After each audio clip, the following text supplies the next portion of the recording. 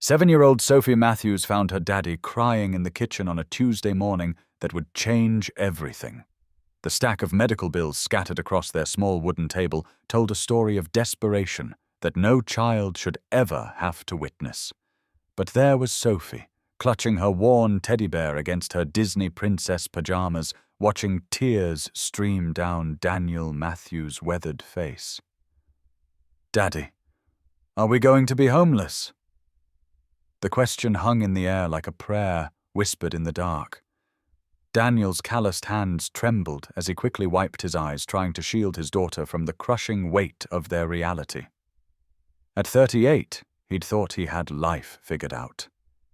A steady job in construction, a loving wife, a beautiful daughter, and a modest rental house that had become their sanctuary.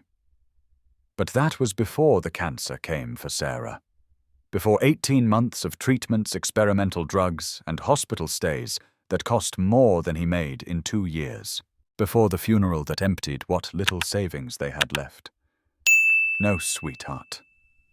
Daniel managed his voice thick with emotion he couldn't quite hide. "Daddy's just thinking about some grown-up stuff." Sophie padded across the linoleum floor in her fuzzy slippers, the ones Sarah had bought her for Christmas last year. The sight of them made Daniel's chest tighten. Everything in their small house carried Sarah's fingerprints, her love, her absence. "Mommy used to say thinking too hard gives you wrinkles," Sophie observed with the innocent wisdom only children possess. "Maybe you should stop thinking so much. If only it were that simple." The eviction notice crumpled in Daniel's back pocket gave him 72 hours to come up with $3,200, or lose the only home Sophie had ever known. The medical debt from Sarah's treatment had swallowed every dollar he could scrape together, and the collection calls had started coming daily. Daniel knelt down to Sophie's level, forcing a smile that didn't quite reach his eyes. "You know what? You're absolutely right. How about we make some pancakes before school?" Sophie's face lit up like Christmas morning. "The funny-shaped ones." "The funny-shaped ones," Daniel confirmed, grateful for the distraction. As Sophie chatted about her upcoming spelling test and whether Mrs. Johnson would let them have extra recess, Daniel moved through the motions of breakfast preparation. But his mind was elsewhere, calculating and recalculating numbers that never added up to enough. He'd already picked up every extra shift the construction company would give him. He'd sold Sarah's jewelry, her car, everything of value except the ring he couldn't bear to part with. The pancake batter sizzled in their old pan, and Sophie giggled as Daniel attempted to make one that looked like a butterfly. It ended up resembling something closer to a blob with wings, but Sophie declared it perfect anyway. "Daddy, how come we can't buy the cereal with the prize inside anymore?" Sophie asked between bites. Her question innocent, but cutting straight to Daniel's heart. He'd hoped she hadn't noticed the way he'd been buying the generic brand skipping items that used to fill their cart, making meals stretch longer than they should. 7-year-olds noticed everything, especially when their world was quietly shifting beneath their feet. "Well, sometimes we have to make smart choices about money," Daniel explained carefully. "It's like when you save your allowance for something special." Sophie nodded solemnly, accepting this explanation the way children do when they trust their parents completely. That trust felt like a weight on Daniel's shoulders, heavier than any construction beam he'd ever carried. After breakfast, as Daniel helped Sophie gather her school supplies, he noticed the holes worn through the toes of her sneakers. New shoes would have to wait. Everything would have to wait until he figured out how to keep their home. Walking Sophie to the school bus stop, Daniel waved goodbye with a smile that cracked the moment she was out of sight. The autumn air in their small Ohio town carried the promise of winter, and winter meant higher heating bills he couldn't afford. Back in the empty house, Daniel stood in Sarah's craft room, surrounded by her art supplies, her unfinished paintings, the sewing machine she'd used to make Sophie's Halloween costumes. This room held so much love, so many memories. But love wouldn't pay the rent. His phone buzzed with another call from the collection agency. Daniel let it go to voicemail like he had for the past week. He knew what they wanted, and he knew he didn't have it. The eviction notice felt like sandpaper between his fingers as he unfolded it again. 72 hours. The numbers blurred through his tears, but the deadline remained crystal clear. Before we continue, please tell us, where in the world are you tuning in from? We love seeing how far our stories travel. That's when Daniel made the decision that would save them all, though he didn't know it yet. He would have to rent out Sarah's room. The craft room had been Sarah's sanctuary. Watercolor paintings lined the walls, some finished, others abandoned mid-stroke, when fatigue from chemotherapy made holding a brush impossible. Her easel still stood in the corner, a half-completed landscape of the lake, where they'd had their first date frozen in time. Daniel stood in the doorway, his work boots refusing to cross the threshold. For 18 months since Sarah's death, this room had remained untouched, a shrine to the woman who'd filled their house with laughter and their daughter with unconditional love. The thought of a stranger sleeping where Sarah used to paint felt like the final betrayal. But Sophie's trusting face flashed in his mind the way she'd accepted his explanation about smart money choices without question. She deserved better than a father who let pride destroy their security. "I'm sorry," baby Daniel whispered to the empty room, to Sarah's memory, to the life they'd planned that would never be. He'd picked up a double shift that day, installing drywall in a new office complex downtown. The physical labor felt good, familiar, something he could control. But even working overtime, even with the occasional weekend job, the math didn't work. Sarah's medical bills had created a mountain of debt that his construction wages couldn't climb. The other guys on the crew talked about their wives, their weekend plans, their kids' soccer games. Daniel listened and smiled, but he felt like he was watching life through a window, separate from the easy normalcy they took for granted. His supervisor, Mike Rodriguez, pulled him aside during lunch break. "You okay, Matthews? You've been looking rough lately." Daniel appreciated Mike's concern, but pride kept his mouth shut. "Just tired. Sophie had me up late with a project." Mike studied him for a long moment, the kind of look that said he wasn't buying the excuse. "You know, if you need anything, right? Sometimes us single dads gotta stick together." Mike had been raising his teenage son alone for 5 years, ever since his wife left for Arizona with her yoga instructor. The offer was genuine, but Daniel couldn't bring himself to admit how desperate things had become. That evening, after Sophie finished her homework at their small kitchen table, she looked up with those bright blue eyes that mirrored her mother's. "Daddy, can we go see Mommy this weekend?" They visited Sarah's grave every Sunday, bringing fresh flowers when Daniel could afford them, plastic ones when he couldn't. Sophie would sit cross-legged on the grass and tell her mother about school, about her friends, about the books she was reading. "Of course, sweetheart. What should we tell her this week?" Sophie considered this seriously. "I want to tell her about the story I wrote. Mrs. Johnson said it was really good. It's about a princess who saves a dragon instead of the other way around. Sarah would have loved that story. She'd always encouraged Sophie's creativity, her tendency to see the world differently than everyone else." "Mommy would be so proud of you," Daniel said, his throat tight. After tucking Sophie into bed with a story about brave princesses and misunderstood dragons, Daniel returned to Sarah's craft room. He'd been putting off this moment all day, but the eviction notice wouldn't wait for his grief to catch up. Slowly, carefully, he began packing away Sarah's art supplies.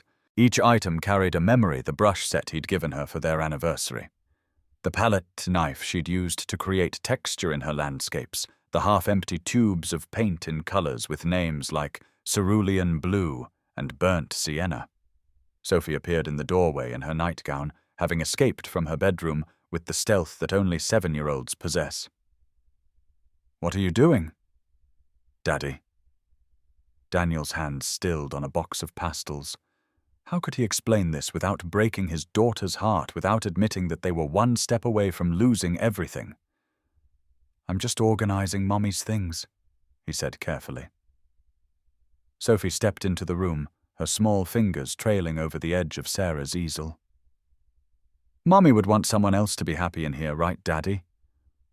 She always said sharing made everything better. The wisdom in those words, the echo of Sarah's generous spirit speaking through their daughter, nearly brought Daniel to his knees. How had he raised such a remarkable child?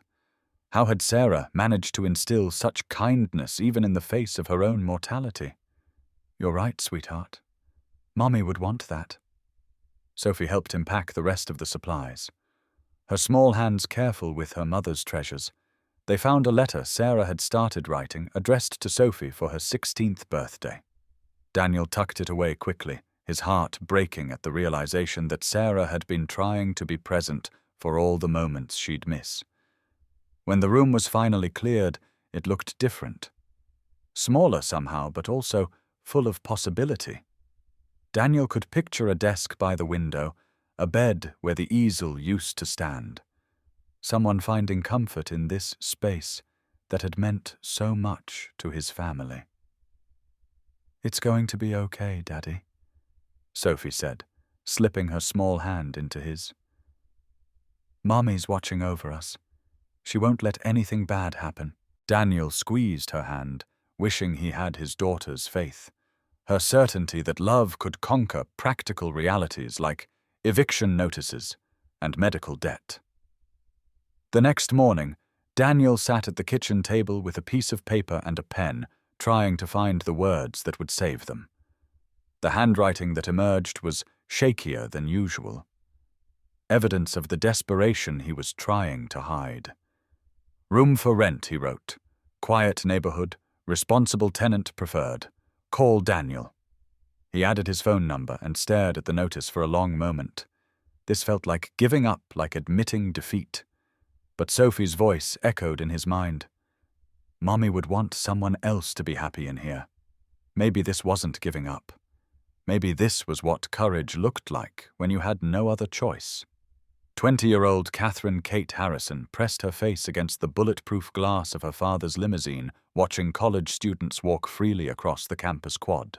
They carried backpacks instead of designer purses, wore jeans with actual holes instead of strategically placed designer distressing, and laughed with friends whose last names weren't in Forbes magazine. Miss Harrison, your father expects you back at the estate by 4, the driver James said through the intercom. You have a dress fitting for the Morrison Charity Gala. Kate closed her eyes, fighting the familiar wave of suffocation that accompanied any mention of her scheduled life. Every minute of every day had been planned since birth by William Harrison, billionaire real estate developer and controlling father extraordinaire.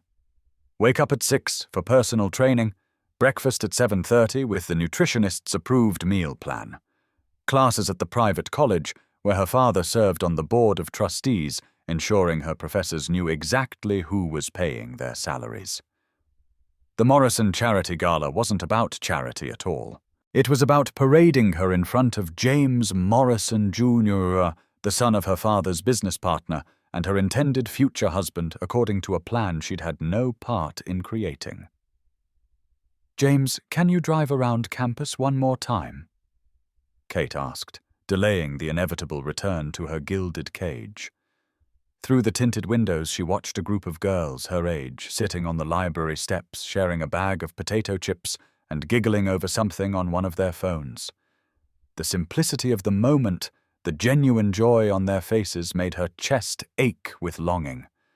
Her own phone buzzed with a text from her father, Morrison Jr., will be joining us for dinner tonight. Wear the blue Valentino dress. Your future depends on making a good impression. Kate's future. As if she had any say in it. The Harrison estate sprawled across 47 acres in the most exclusive part of town, complete with security gates, surveillance cameras, and staff who reported her every move back to her father. Kate had never walked to a corner store, never taken public transportation, never had a conversation that wasn't monitored by someone on her father's payroll. Miss Kate, your father is waiting in his study. Mrs. Pemberton, the head housekeeper, informed her as she entered the marble foyer. The study smelled like leather and expensive cigars, the walls lined with first-edition books that William Harrison had purchased for show, rather than reading. He stood behind his massive mahogany desk, his silver hair perfectly styled, his suit custom-tailored to hide the slight softness that came with wealth and age.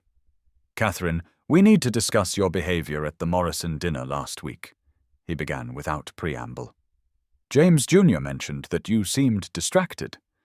Kate had been distracted, wondering what it would be like to have a conversation about something other than stock portfolios and charity tax write-offs. James Morrison Jr. was handsome enough, educated at the right schools, born into the right family. He was also about as interesting as watching paint dry and twice as entitled. "I was paying attention, Father. Not the kind of attention that secures a future merger between our families," William said, his voice carrying the steel that had built his empire. "James Jr. is an excellent match. Intelligent, well-connected, and genuinely interested in you." Kate doubted that James Jr. was interested in her as anything more than a pretty accessory who came with a substantial dowry and family connections.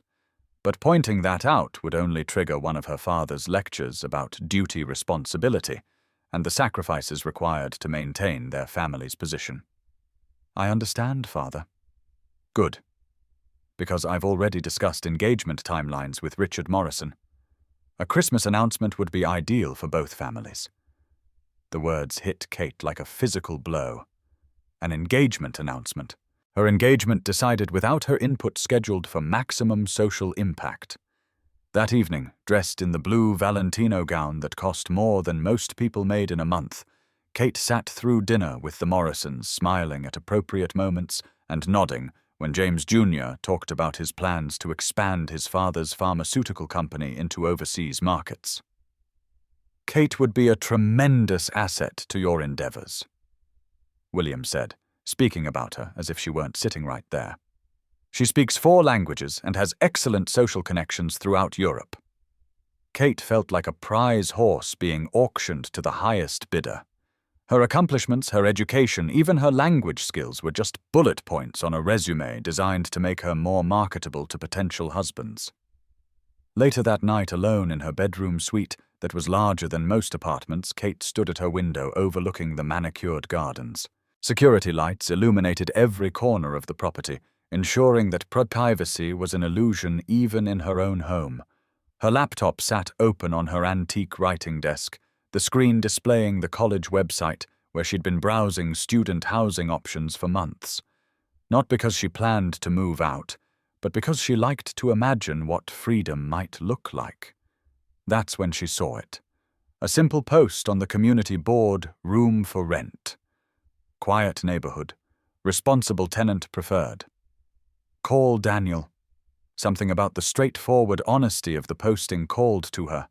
No mention of credit checks, family references, or security deposits that would require her father's approval. Just a room offered by someone named Daniel in what she imagined was a real neighborhood where real people lived real lives. Kate stared at the phone number for a long moment, her heart hammering with a possibility she'd never allowed herself to consider. What would happen if she just disappeared? If she walked away from the engagement announcement, the charity galas, the carefully controlled life that felt more like a beautiful prison with each passing day? Her hands shook as she reached for her phone. She'd never made a call without someone listening in, never made a decision without her father's approval, never acted on her own desires without considering the consequences for the Harrison family reputation. But something about the simple honesty of that posting, the ordinariness of a man named Daniel offering a room in his home, gave her courage she didn't know she possessed. Before she could change her mind, Kate dialed the number. The phone rang 3 times before a deep, tired voice answered. "Hello." Kate's throat went dry. In all her practice conversations, she hadn't considered how different her voice would sound to someone who didn't know she was the daughter of William Harrison. Her accent, polished by years of private tutors and elocution lessons, would mark her immediately as someone who didn't belong in a world where people rented rooms from strangers. "Hi, I saw your notice about the room for rent. Is it still available?"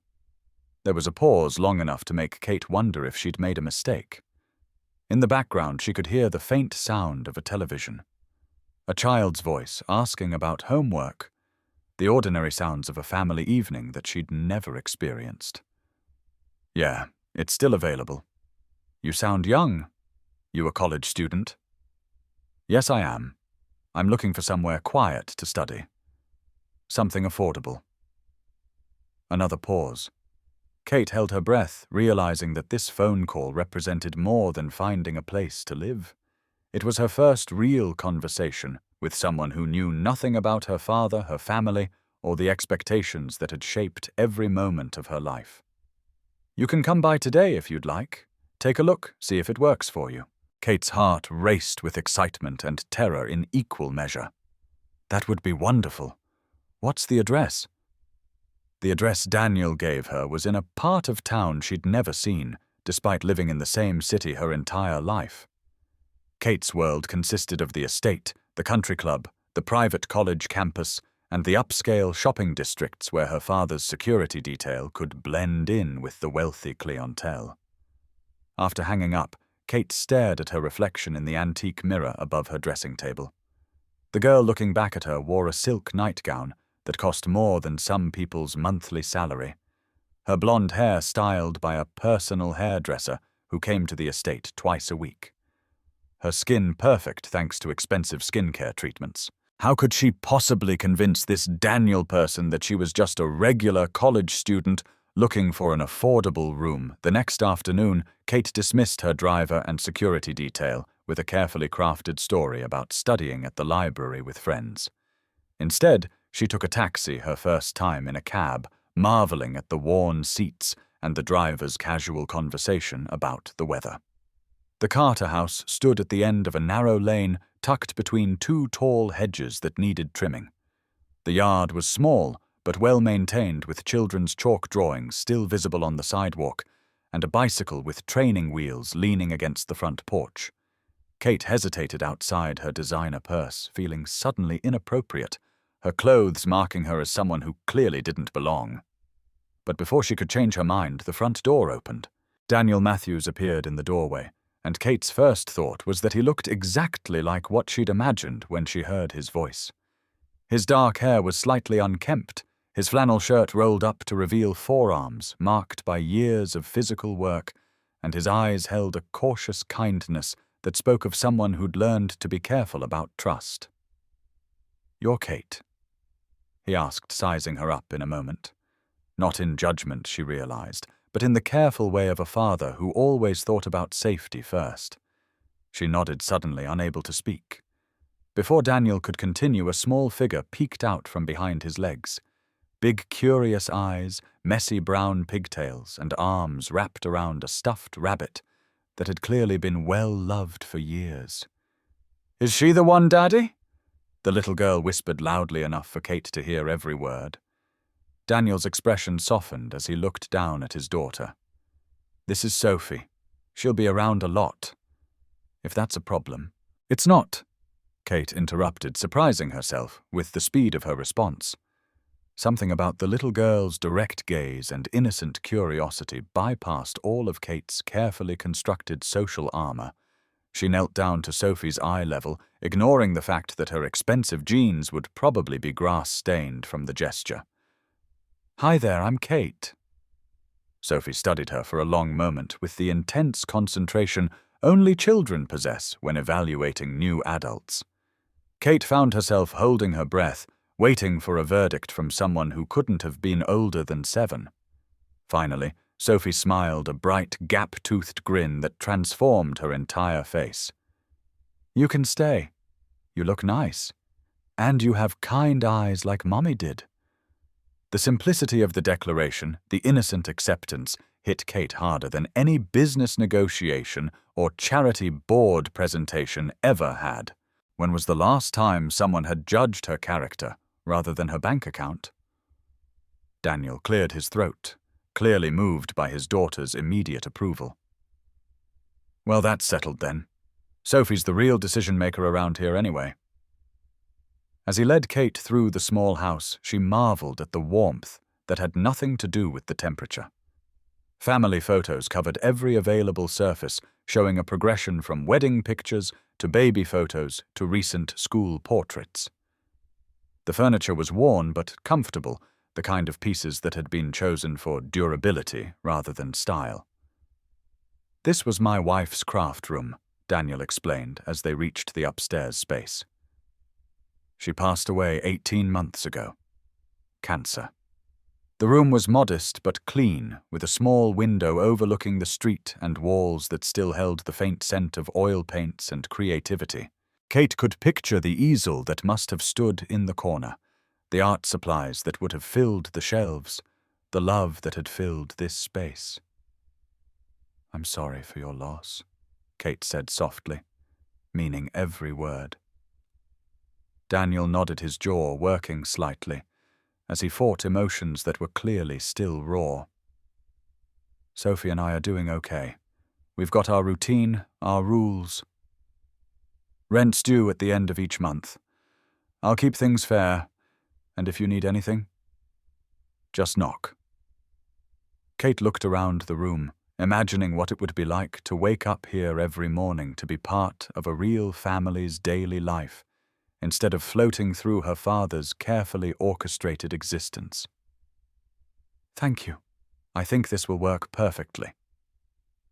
What she didn't tell Daniel was that she could have rented the most expensive penthouse in the city without thinking twice about the cost. What she couldn't explain was that her father would be furious when he discovered she'd disappeared from the estate without her security detail. Because for the first time in her life, Kate Harrison wasn't looking for luxury or status or safety. She was looking for something much more rare and precious, the chance to be valued for who she was rather than who her father expected her to become. And standing in that small room with the sound of Sophie's laughter drifting up from downstairs and Daniel's honest kindness filling the space between them, Kate realized she might have found exactly what she'd been searching for without even knowing she was looking. Kate's first morning in the Matthews house began at 6:30, with the unfamiliar sound of real life happening around her. No silent servants bringing perfectly prepared breakfast trays, no schedule handed to her by efficient assistants, just the ordinary chaos of a father getting his daughter ready for school. She'd spent her first night in the small room that had once belonged to someone's dreams, lying awake on sheets that smelled like fabric softener instead of the expensive lavender sachets her housekeeper tucked into her linens at the estate. Every sound was new, the house settling on its foundation, the neighbor's dog barking at the mailman, the gentle murmur of voices downstairs, as Daniel helped Sophie start her day.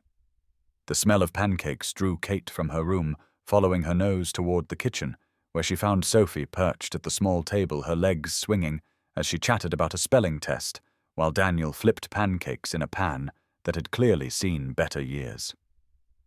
"Good morning," Kate said softly, suddenly uncertain about whether she was intruding on their private family time. Sophie's face lit up like Christmas morning. "Kate, Daddy Kate's here. Can she have pancakes too?" Daniel glanced up briefly from the stove, his expression carefully polite. "You don't have to come down, you know. Your portion has its own kitchenette upstairs. You're not obligated to join us for meals." The careful boundaries in his voice were clear, but Kate found herself stepping further into the kitchen anyway. "I thought maybe I could help." Help? Daniel raised an eyebrow. "You're a tenant, not a cook." Before Kate could respond, Sophie hopped off her chair with the boundless energy that only 7-year-olds possessed. "Can she help me with homework?" "Please, Daddy. You're really bad at math." Daniel's ears turned slightly pink. "I'm not bad at math. I just use different methods than they teach in school now." Kate laughed, the sound surprising her with its naturalness. "I used to think I was terrible at math, too." "What kind of homework is it?" "Addition and subtraction, but with borrowing." Sophie groaned dramatically, scrunching her nose. "It's so confusing. I bet we can figure it out together," Kate offered, already reaching for Sophie's backpack, where homework papers peeked out from the top. As she helped Sophie work through the problems, Kate marveled at how different this felt from the tutoring sessions of her own childhood. No pressure to perform perfectly, No emphasis on grades that would look good on college applications. Just a little girl who needed patient guidance to understand a concept that was giving her trouble. "You're really good at explaining things," Sophie declared after successfully completing a row of problems. "Way better than Daddy."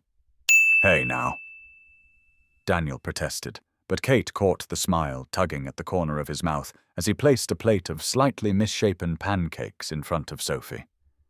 "These look like clouds," Sophie announced, drowning them in syrup, with the enthusiasm of a child who didn't have to worry about nutrition labels or portion control. Kate watched the easy interaction between father and daughter, noting the way Daniel automatically cut Sophie's pancakes into manageable pieces, the way he poured her orange juice into a cup with a lid to prevent spills, the 1,000 small acts of care that spoke of practice and devotion. "Are you sure you don't want some?" Daniel asked Kate, gesturing toward the remaining pancakes. "I don't want to intrude on your morning routine." "You're not intruding," Sophie piped up. "Right, Daddy, Kate lives here now, so she's part of the family." The innocent declaration hung in the air, carrying more weight than Sophie could possibly understand. Kate felt her throat tighten with unexpected emotion at the casual inclusion, the simple acceptance of her presence in their lives. Daniel's expression softened as he looked at his daughter. "Sophie's right. You're welcome to join us any time." As Kate savored her first real homemade pancakes in years, she listened to Sophie's excited chatter about show and tell day and whether Mrs. Johnson would remember to let them have extra recess if the weather was nice. The conversation was ordinary, wonderfully normal, filled with the kinds of concerns that made up a real childhood. When Daniel walked Sophie to the bus stop, Kate insisted on cleaning up the breakfast dishes, marveling at the simple satisfaction of washing plates in sudsy water rather than leaving everything for staff to handle. She was still at the sink when Daniel returned, his hair damp from the morning mist. "You really don't have to do that," he said, but his tone held gratitude rather than protest. "I want to help. Besides, it feels good to be useful." Daniel studied her for a moment, clearly puzzled by something he couldn't quite articulate. Most college students aren't eager to wash dishes at 7 in the morning. Kate realized she'd revealed something about herself without meaning to, something that didn't fit with the image of a cash-strapped student looking for affordable housing. "My grandmother always said that idle hands make for a troubled mind." It wasn't entirely a lie.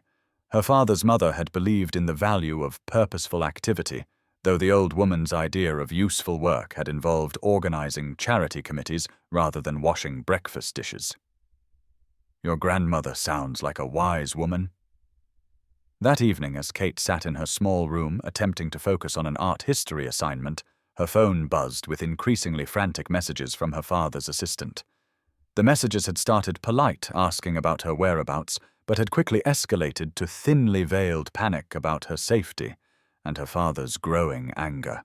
She turned off her phone without responding, choosing instead to listen to the sounds of family life happening below her room. Sophie's bath time complete with splashing and giggles, Daniel's patient voice reading a bedtime story, doing different voices for each character.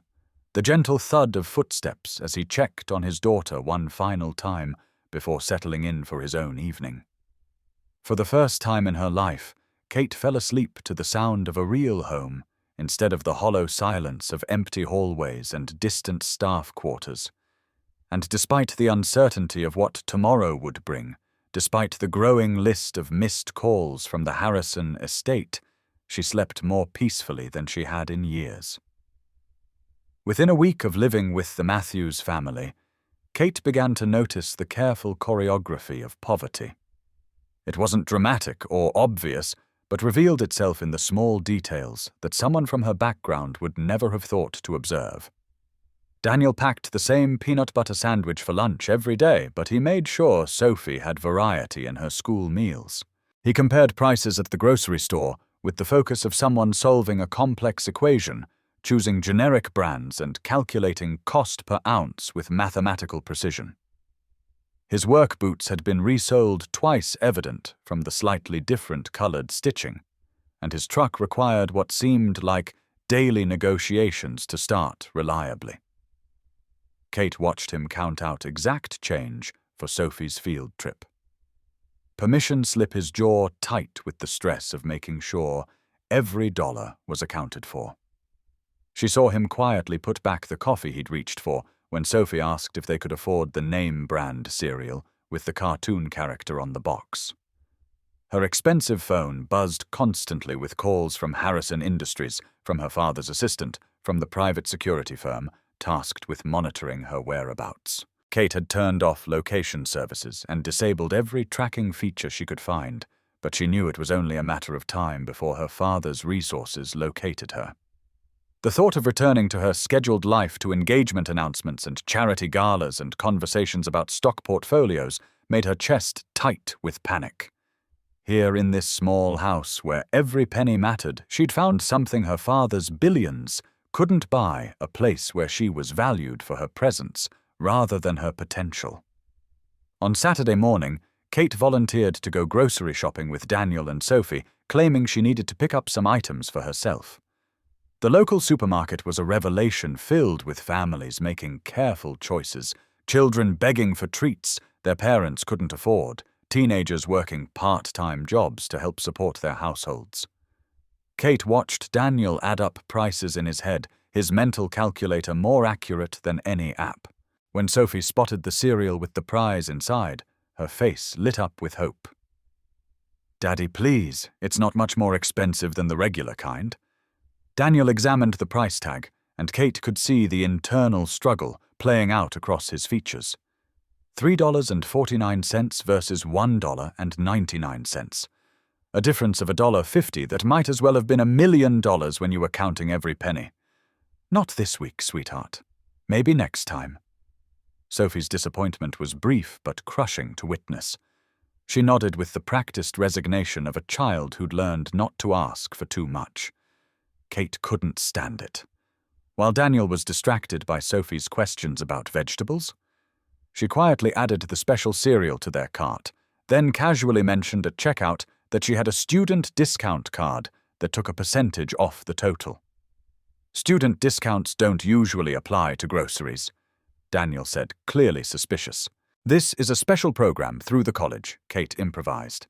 "They partner with local businesses to help students and families in the community." It was a terrible lie, but Sophie's excitement over her prize-containing cereal made Daniel's skepticism irrelevant. Sometimes Kate was learning kindness required creative storytelling.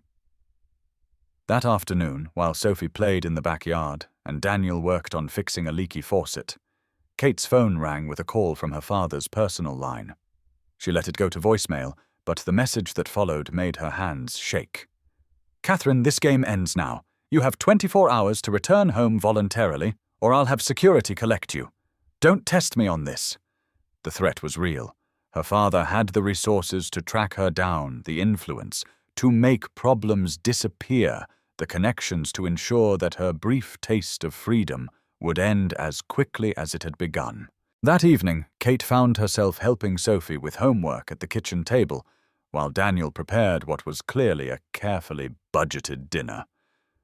Spaghetti with marinara sauce, a small salad, garlic bread made from day-old rolls he'd gotten at a discount. "Kate, do you have any brothers or sisters?" Sophie asked while working through math problems. "No, it's just me." "That must be lonely." "I always wanted a sister." "Daddy says maybe someday, but I think he means when I'm older. Like really, really older." Kate glanced at Daniel, noting the way his shoulders tensed at his daughter's innocent comment. The subject of family of future possibilities clearly carried weight that a 7-year-old couldn't understand. "What about your parents?" Sophie continued with the relentless curiosity of childhood. "Do they live far away?" "My mother died when I was very young, and my father is busy with work." It wasn't technically a lie. Her mother had died in a car accident when Kate was 3, leaving her to be raised by a succession of nannies and boarding schools while her father built his empire. But the truth was far more complicated than Sophie's innocent questions could accommodate. "I'm sorry about your mom," Sophie said. with the solemn sympathy only children could deliver without awkwardness. Mine died too. But Daddy says she's watching over us from heaven, and sometimes I think she sends us people who need to be part of our family. The words hit Kate with unexpected force. She glanced at Daniel, who had gone very still at the stove, clearly moved by his daughter's wisdom. That's a beautiful way to think about it, Kate managed. After Sophie went to bed, Kate found Daniel on the small back porch nursing a cup of coffee and staring at the neighbor's garden. The autumn air carried the scent of wood smoke and fallen leaves, the promise of winter, in a way that felt cozy rather than threatening. Sophie said something interesting tonight, Kate ventured, settling into the plastic chair beside him. She's full of interesting observations. Sometimes I wonder where she gets them. She said your wife sends people who need to be part of your family. Daniel was quiet for a long moment, his hands wrapped around the coffee mug like it was providing necessary warmth. Sarah always believed that everything happens for a reason, that the universe has a way of putting people exactly where they need to be. Do you believe that I want to? Daniel admitted. It's easier than believing that good people die for no reason and bad things happen to families who don't deserve them. Kate thought about her own presence there, about the forces that had driven her from her father's mansion to this small porch where real conversations happened under the stars. Maybe Sophie was right. Maybe some connections were meant to happen, regardless of how impossible they seemed on paper. Have you ever had to choose between your family's expectations and your own happiness? Sometimes the bravest thing we can do is choose ourselves, even when it means disappointing people we love. Thank you, Kate said quietly, for letting me be here, for including me in your family even temporarily. Daniel studied her face in the porch light, and Kate wondered what he saw there. You fit somehow. Sophie took to you immediately, and she's usually shy with strangers. There's something about you that feels right. If only he knew how desperately she needed to hear those words, how starved she was for acceptance that had nothing to do with her last name or her inheritance. Kate smiled, fighting back tears that would require explanations she wasn't ready to give. I feel right here too. The crisis came on a rainy Thursday morning when Kate woke to the sound of Sophie crying. Not the normal fussing of a child who didn't want to go to school, but the deep, frightened sobs of someone in genuine distress. Kate pulled on her robe and hurried downstairs to find Daniel pacing the living room with Sophie in his arms. Her small face flushed with fever, her usually bright eyes glazed with illness. Her temperature is 103, Daniel said, his voice tight with the controlled panic only parents understood.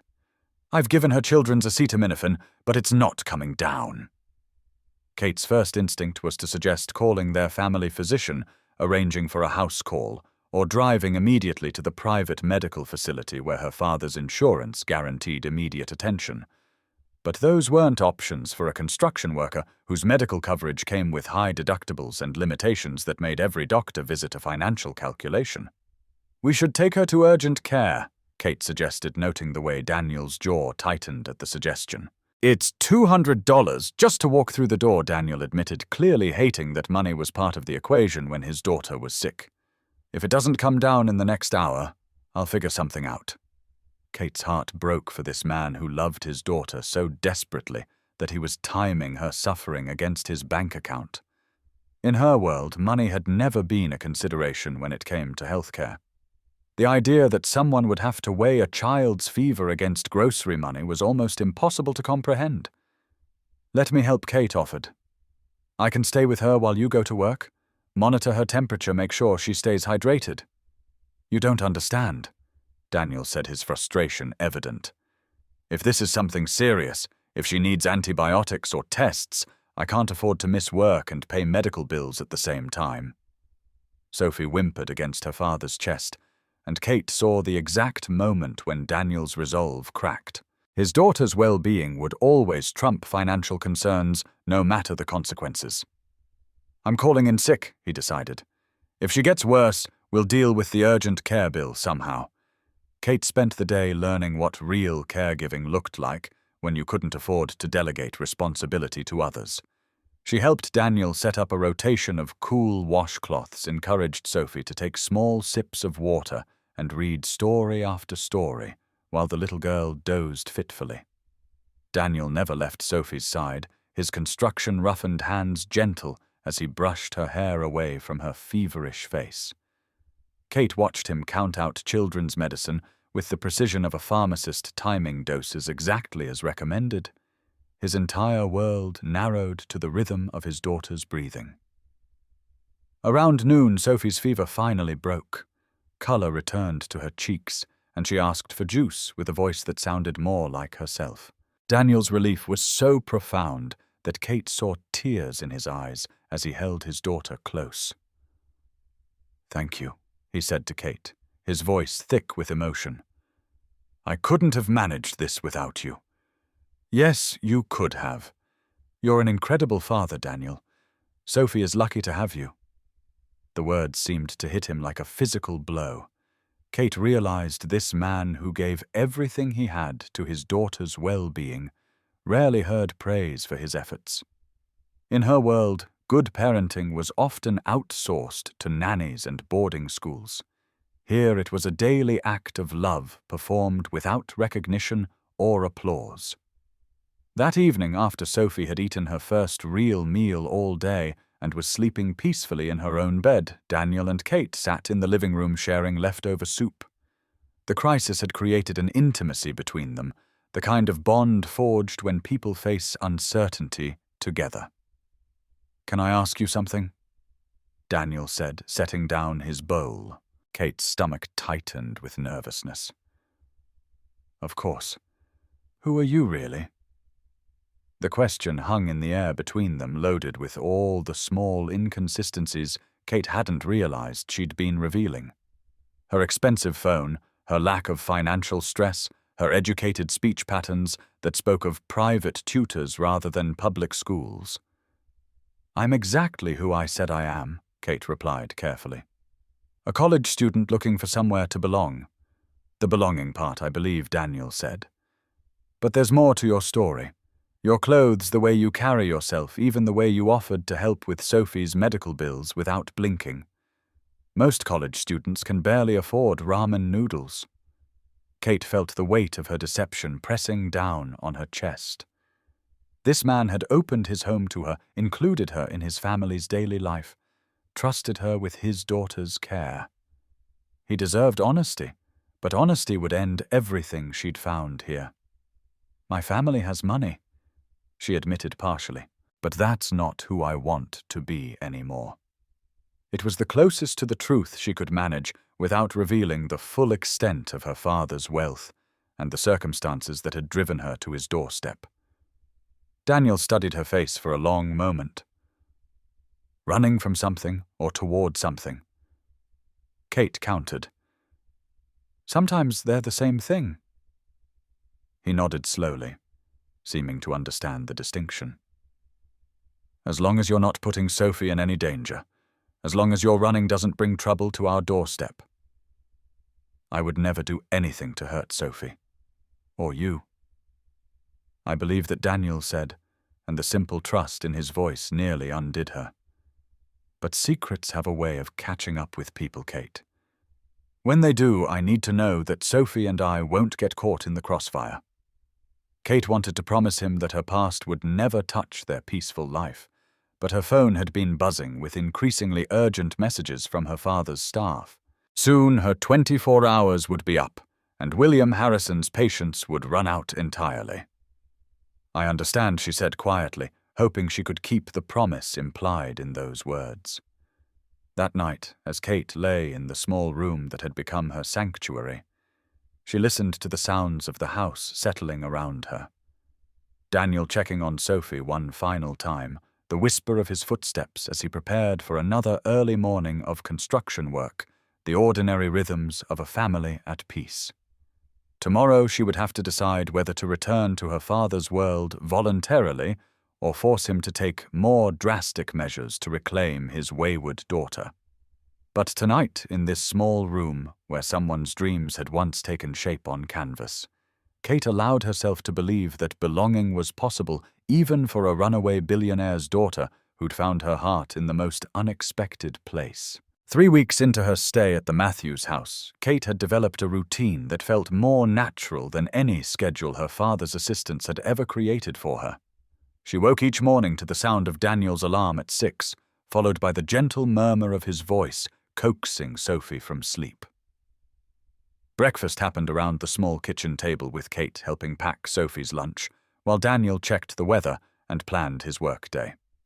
The evenings had become Kate's favorite time. Daniel often worked late, picking up overtime hours to help cover their mounting bills, which meant Kate was there when Sophie got home from school.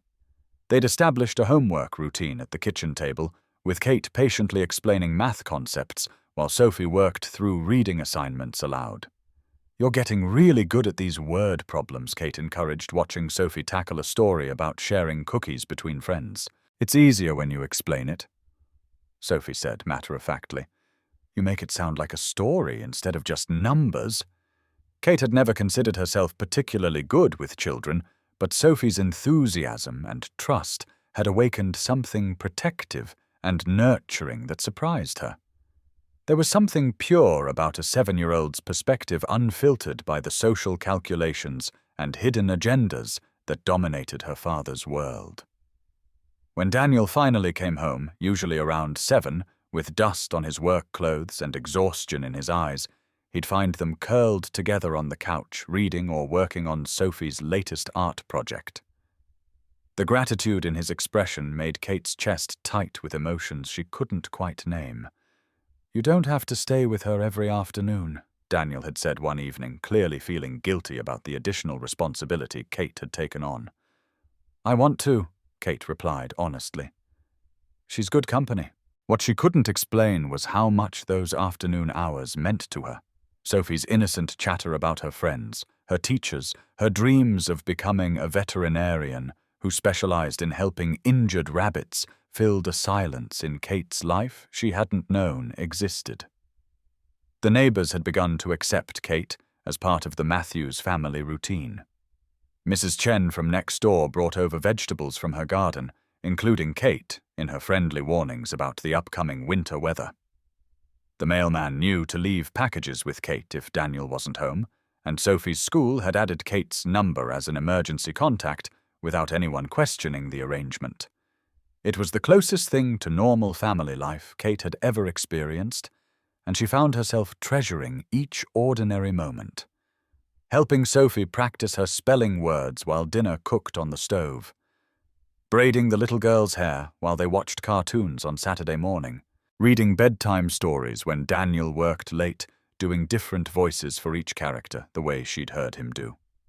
But normal life Kate was learning came with complications her privileged upbringing hadn't prepared her for. Like the evening when Daniel's old truck finally gave up entirely, leaving him stranded at work with no way to get home.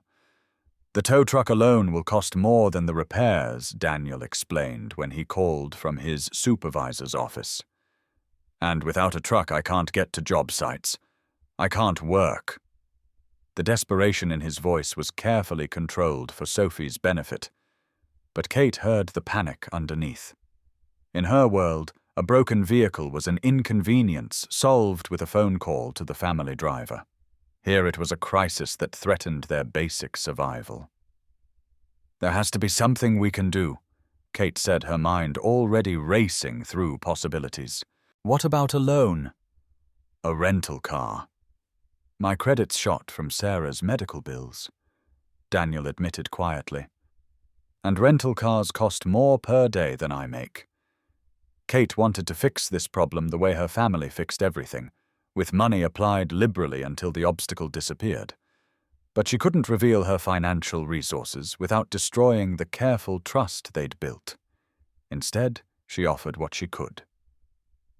"I know someone who runs a mechanic shop. A family friend.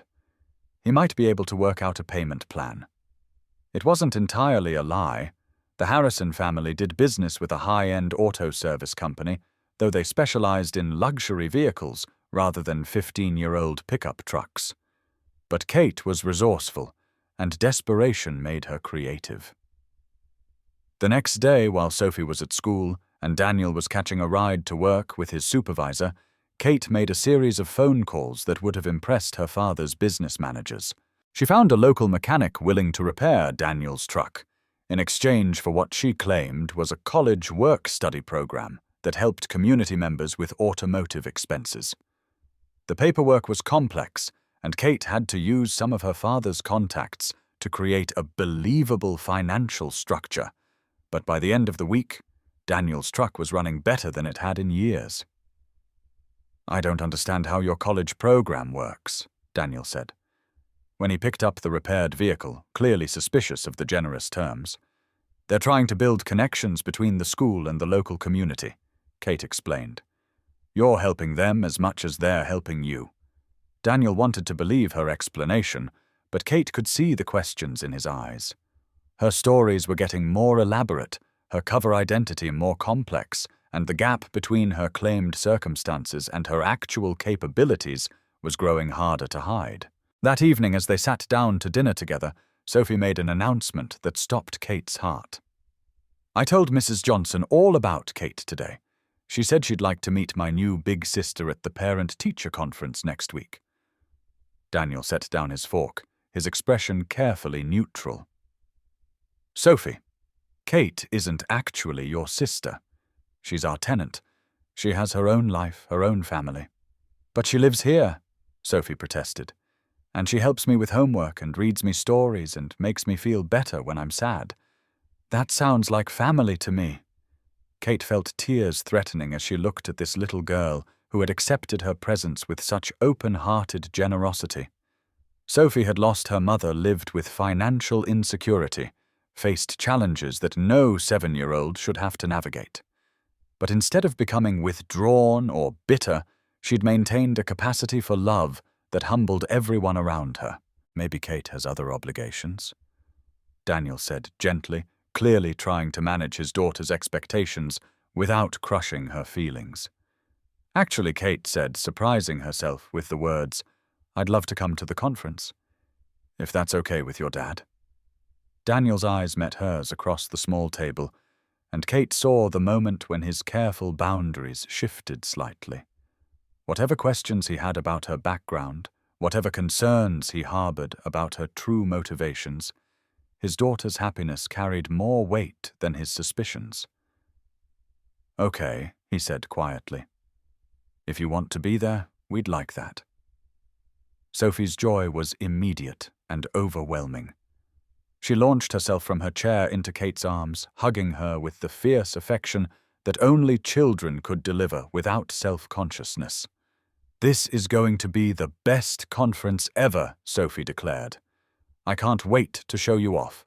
That night, as Kate helped Sophie with her bath and listened to her excited planning for the upcoming conference, she realized how deeply she'd become invested in this little girl's happiness.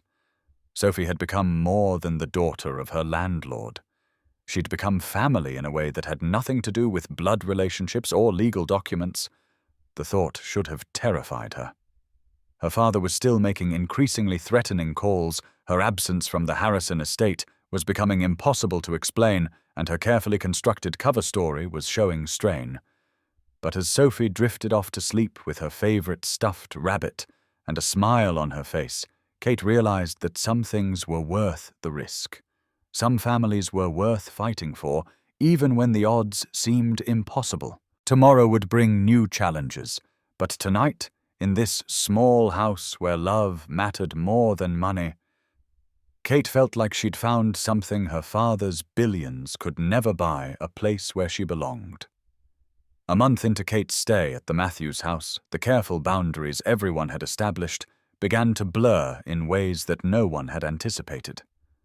What started as a practical rental arrangement had evolved into something deeper, more complex, and infinitely more dangerous to everyone's carefully guarded hearts. Kate found herself looking forward to the sound of Daniel's truck in the driveway each evening, the way his tired face brightened when he saw her and Sophie curled up together on the couch. She'd catch herself listening for his quiet movements as he checked on Sophie before going to bed, the gentle way he whispered goodnight to his daughter, the weight of his footsteps, as he finally allowed himself to rest. Daniel, for his part, had stopped treating Kate like a temporary presence in their lives. He asked her opinion about Sophie's school projects, included her in decisions about weekend activities, and found excuses to linger in the kitchen during their increasingly frequent conversations. The way he looked at her had changed to less cautious assessment, and more something that made Kate's pulse quicken whenever she caught him watching her. "Daddy smiles more when Kate's home," Sophie observed with the devastating honesty only 7-year-olds possessed, making both adults freeze over their Saturday morning pancakes. "Sophie, that's not," Daniel started to protest, but his daughter was already moving on to more pressing concerns about whether they could add chocolate chips to the next batch. Kate felt heat rise in her cheeks as she busied herself with syrup distribution, hyper-aware of Daniel's presence across the small kitchen. When had the space between them started feeling electric? When had accidental touches become moments that lingered longer than necessary? The answer came to her during an innocent flour fight that erupted while they attempted to make homemade pizza for dinner. Sophie had accidentally spilled flour across the counter, which led to playful accusations about who was responsible for the mess. Before anyone quite knew how it happened, all three of them were dusted with white powder, laughing until their sides ached. Kate tried to wipe flour from Sophie's cheek and ended up with more on her own face. Daniel reached over to help, his thumb gentle against her skin as he brushed away the evidence of their kitchen catastrophe. The touch lasted maybe 3 seconds, but Kate felt it like an electric shock that traveled from her face straight to her heart. Their eyes met over Sophie's head, and Kate saw her own confused feelings reflected in Daniel's expression. Warmth, and the terrifying recognition that they were crossing into territory that could change everything. "All clean," Daniel said quietly, his hand falling away slowly, reluctantly. Kate couldn't trust her voice to respond, so she focused on Sophie's continued giggling and the suddenly urgent need to clean flour from every surface in the kitchen. That night, as Kate helped Sophie into her pajamas and listened to her excited recap of their cooking adventure, she realized how naturally they'd fallen into family routines. Sophie automatically assumed Kate would be there for bedtime stories, included her in plans for the next day's activities, and had started calling her Kate Mom in a voice too quiet for Daniel to hear. "Can I tell you a secret?" Sophie whispered, as Kate tucked her favorite blanket around her small shoulders. "Of course, sweetheart.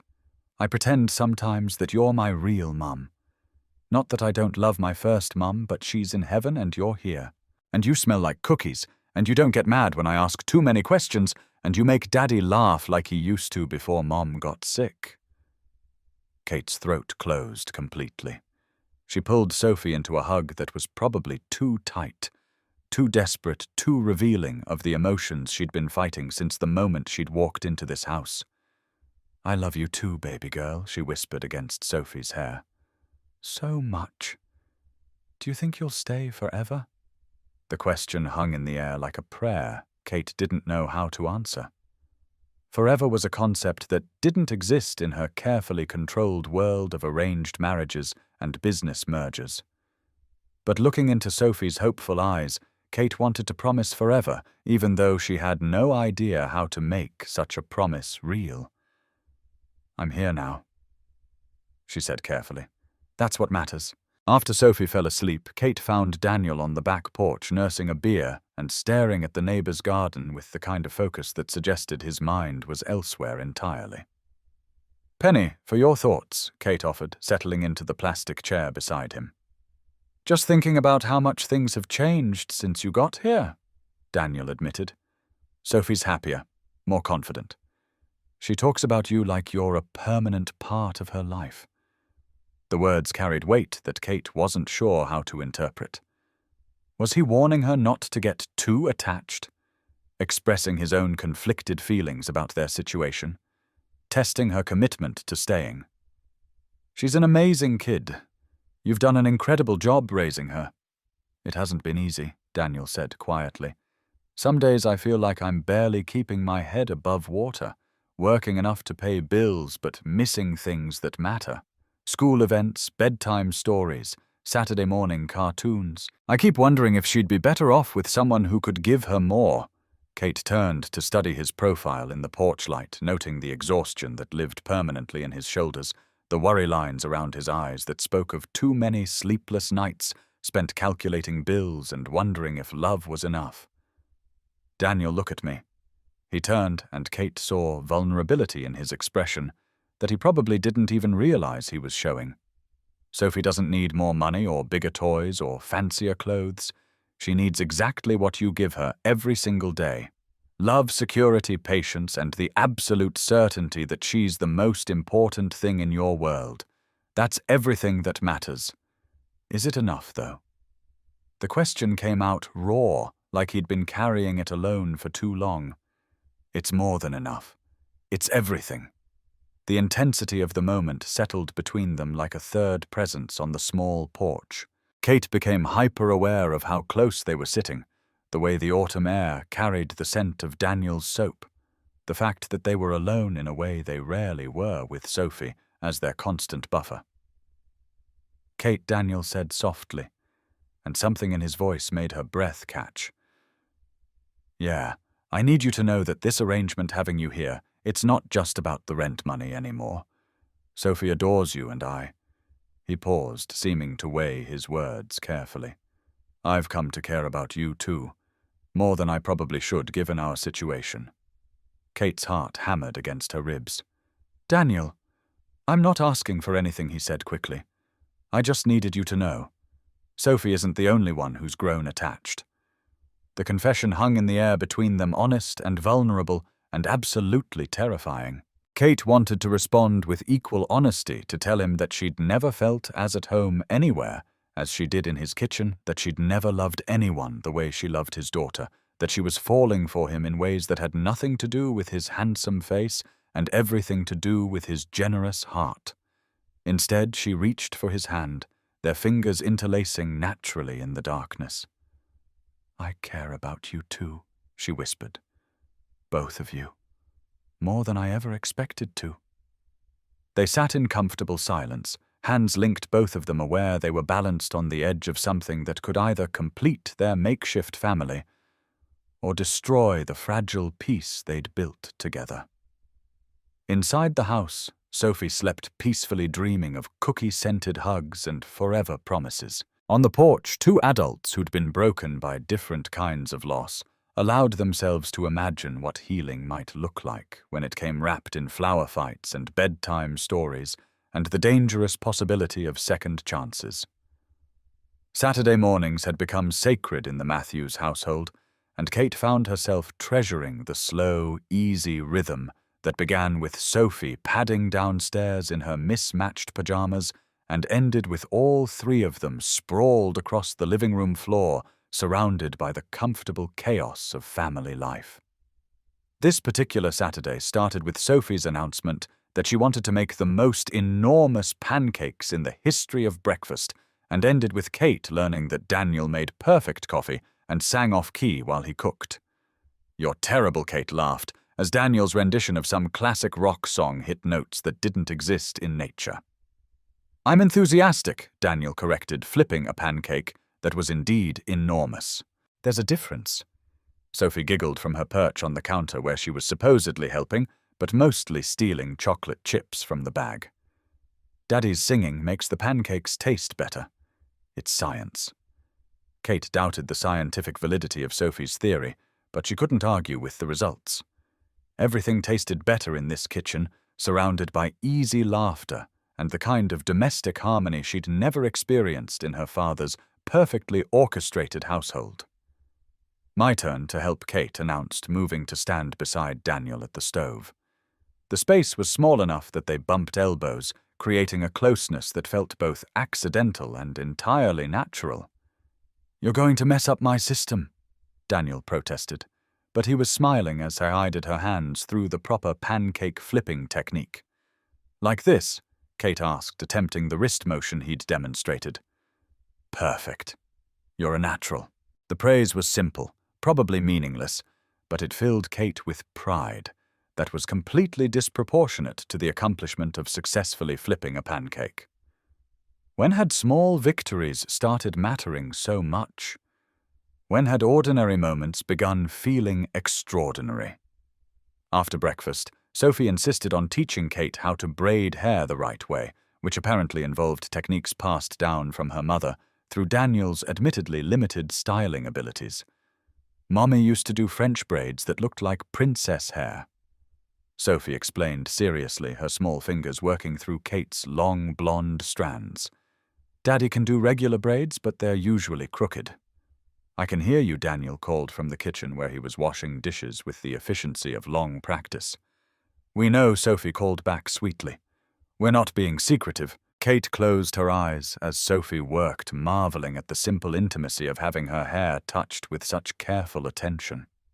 In her previous life, hairdressers had styled her hair with professional competence, but there was something profound about a 7-year-old's gentle hands creating tangles more than beauty, but offering love with every stroke. There, Sophie announced proudly. Now you look like a princess who's been riding horses all day. Kate examined her reflection in the hallway mirror, noting that her hair did indeed look like she'd been engaged in vigorous outdoor activity. It's perfect, she declared seriously. Very windswept and adventurous. Sophie beamed with pride, and Kate realized this was what unconditional acceptance felt like. Sophie didn't care if the braid was crooked or if Kate's hair stuck out at odd angles. The effort was what mattered, the time spent together, the simple act of caring expressed through inexpert fingers working with patient concentration. That afternoon brought an unexpected adventure when Daniel suggested they visit the local farmer's market, claiming that Sophie needed to learn about fresh vegetables and Kate needed to experience real apple cider to complete her education. The market was a revelation of sights, sounds, and smells that Kate's sheltered upbringing hadn't prepared her for. Vendors called out prices for seasonal produce. Children ran between booths with sticky hands and happy faces, and the air was filled with the scent of kettle corn and apple fritters. Try this, Daniel said, offering Kate a sample of honey from a local beekeeper. The sweetness burst across her tongue, complex and rich in ways that bore no resemblance to the processed sugar that had flavored her carefully controlled meals. It's incredible. Right, Sophie's been obsessed with honey ever since we started coming here. She wants to be a beekeeper when she grows up. Last week it was a veterinarian, before that a chef. I can barely keep up with her career aspirations. Kate watched Sophie chatting earnestly with the honey vendor about bee behavior, her questions serious and her attention complete. There was something beautiful about a child who believed she could be anything, who approached the world with curiosity rather than limitations. They bought apples, honey, fresh bread that was still warm from the oven, and vegetables that Sophie selected based on their shapes rather than their nutritional value. Kate paid for everything while Daniel was distracted by Sophie's discovery of a booth selling handmade jewelry, claiming the purchases were her contribution to household groceries. You don't have to do that, Daniel protested when he realized what she'd done. I want to. Besides, Sophie picked out enough vegetables to feed an army. I should contribute to the Sophie shopping experience. The truth was that Kate loved being able to provide for them, in small ways to contribute to the family economy, without revealing the vast resources that would change everything if discovered.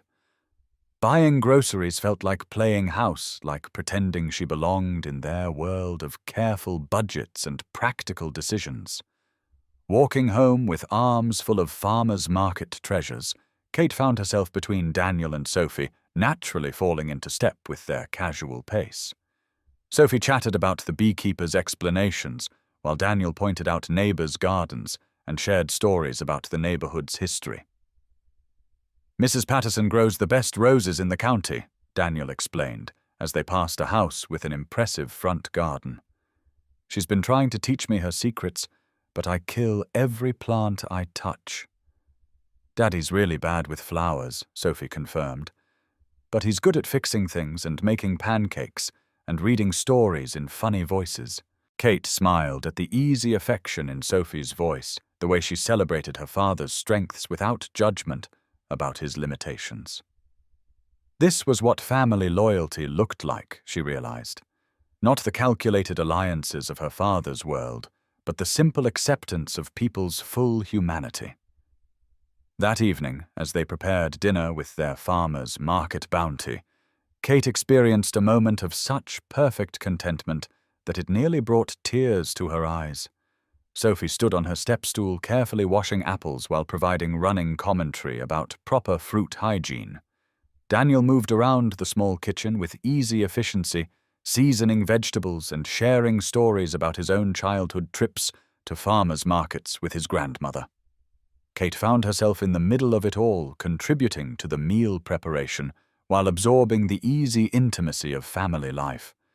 No one was performing for cameras or maintaining appropriate appearances. They were just three people who cared about each other, sharing food and stories, and the simple pleasure of time spent together. "This is really good," Sophie announced around a mouthful of roasted vegetables that she'd previously claimed to hate. "It tastes better when you help pick it out," Daniel observed. "Food always tastes better when you're part of the process." Kate thought about the elaborate meals served in her father's dining room, prepared by professional chefs and served by silent staff. The food had been exquisite, perfectly prepared and beautifully presented, but none of it had tasted as good as vegetables roasted in a slightly dented pan by a construction worker who measured seasonings by instinct rather than precision. As they cleaned up together, moving around each other in the small kitchen with the easy choreography of practice, Kate realized this was the moment she'd been searching for without knowing it. Not the dramatic rescue or the grand gesture, but the quiet, everyday magic of belonging somewhere, of being valued for who she was, rather than who she might become. "Thank you," she said quietly to Daniel as they finished the dishes. "For what?" "For this. For including me. For making me feel like family." Daniel dried his hands slowly, studying her face with an expression she couldn't quite read. "Kate, you know that's what you are, right, family? Sophie adores you, and I—" He paused, seeming to weigh his words. "I can't imagine our lives without you anymore." The confession hung in the air between them, honest and vulnerable, and absolutely perfect in its simplicity. Kate felt her heart expand with a happiness so complete it was almost frightening. "I love you both too," she whispered, "more than I ever thought possible." From the living room came the sound of Sophie's laughter as she played with her favorite stuffed rabbit, creating elaborate adventures that only 7-year-olds could imagine. Outside evening settled over their quiet neighborhood like a comfortable blanket. In the kitchen, two adults who'd found healing in unexpected places allowed themselves to believe that love really could conquer the practical complications that threatened their fragile happiness. The first real crack in Kate's carefully constructed story appeared on a Tuesday afternoon when Sophie discovered her designer purse buried beneath textbooks in Kate's room. "This is so pretty," Sophie announced, having wandered upstairs while Kate was helping with homework. The little girl held the handbag with reverent fingers, stroking the buttery leather that had cost more than Daniel made in 2 weeks. Kate's blood went cold. The purse was an impulse purchase from her previous life, bought during a shopping trip with her father's assistant, and forgotten in her rush to pack. Now it sat in Sophie's innocent hands like evidence of a crime she'd been trying to hide. "Where did you get this?" Sophie asked, with the natural curiosity of a child who'd never seen anything so expensive in her own home. "It feels like the purses the rich ladies carry on TV." It was a gift, Kate managed, her voice sounding strange, even to her own ears. "From a relative." Sophie accepted this explanation with the trust she offered all adults, but Kate could see questions forming behind her bright eyes. Questions about relatives who could afford gifts that looked like they belonged in store windows rather than student apartments. The incident might have passed without notice if Daniel's construction friend hadn't mentioned seeing Kate at Giovanni's 2 weeks earlier. The comment came during dinner conversation, casual and innocent, but it hit Kate like a physical blow. "Funny thing happened today," Mike Rodriguez said when Daniel recounted his workday. "I could have sworn I saw your tenant at Giovanni's last month, before she moved in with you guys. Looked just like her anyway. Pretty blonde girl, but she was with some guy in a suit that probably cost more than my truck." Daniel's fork paused halfway to his mouth. "Must have been someone else. Kate's been looking for affordable housing for months." Mike shrugged. "Yeah, probably just a resemblance. But man, this girl was decked out. Designer everything looked like she stepped off a magazine cover. Weird how people can look so similar sometimes." The conversation moved on, but Kate felt Daniel's eyes on her throughout the rest of the meal. She'd been at Giovanni's that night celebrating what she'd thought was her last dinner before escaping to college housing. She'd worn designer clothes because that's all she owned, and the guy in a suit had been her father's assistant, briefing her on charity commitments she was expected to fulfill. After Sophie went to bed, Daniel approached the subject with the directness that Kate had come to expect from him. "Want to tell me about Giovanni's?" Kate's carefully prepared explanations crumbled under the weight of his steady gaze. "I can explain. I'm sure you can. You've been explaining a lot of things lately. Mysterious college programs that pay for truck repairs, student discounts that cover grocery bills, family friends who can solve any problem with a phone call." The accumulated weight of her deceptions hung in the air between them. Kate realized that Daniel had been cataloguing inconsistencies for weeks, probably hoping for a reasonable explanation that would make sense of the gaps in her story. "It's complicated," she said weakly. "Try me. I'm pretty good with complicated." But before Kate could begin to untangle the web of half-truths she'd created, her phone rang with her father's personal number. The ringtone she'd never changed, a classical piece that marked it immediately as different from any call a college student might receive. Kate declined the call quickly, but not before Daniel noticed the name on the screen, William Harrison. Harrison, Daniel repeated slowly. As in Harrison Industries, the real estate company. Kate felt the last of her defenses crumble. There was no explanation that could make William Harrison's personal phone calls consistent with the identity she'd created. "Daniel, please let me explain. You're his daughter." The words came out flat, emotionless, the tone of someone processing a betrayal too large to fully comprehend. "You're Catherine Harrison, the billionaire's daughter, who was all over the society pages last year." Kate had forgotten about the society coverage of her engagement. That wasn't the speculation about her future marriage to James Morrison Jr. that had filled gossip columns for months. To most people she was invisible, but to someone who paid attention to local news, her face would be recognizable. "Yes," she whispered, unable to maintain the lie any longer. Daniel stared at her for a long moment, and Kate watched as understanding hurt and anger cycled through his expression. "You've been lying to me for weeks. Living in my house, eating at my table, caring for my daughter, and it's all been some kind of game to you. No, that's not. Do you have any idea what you've done?"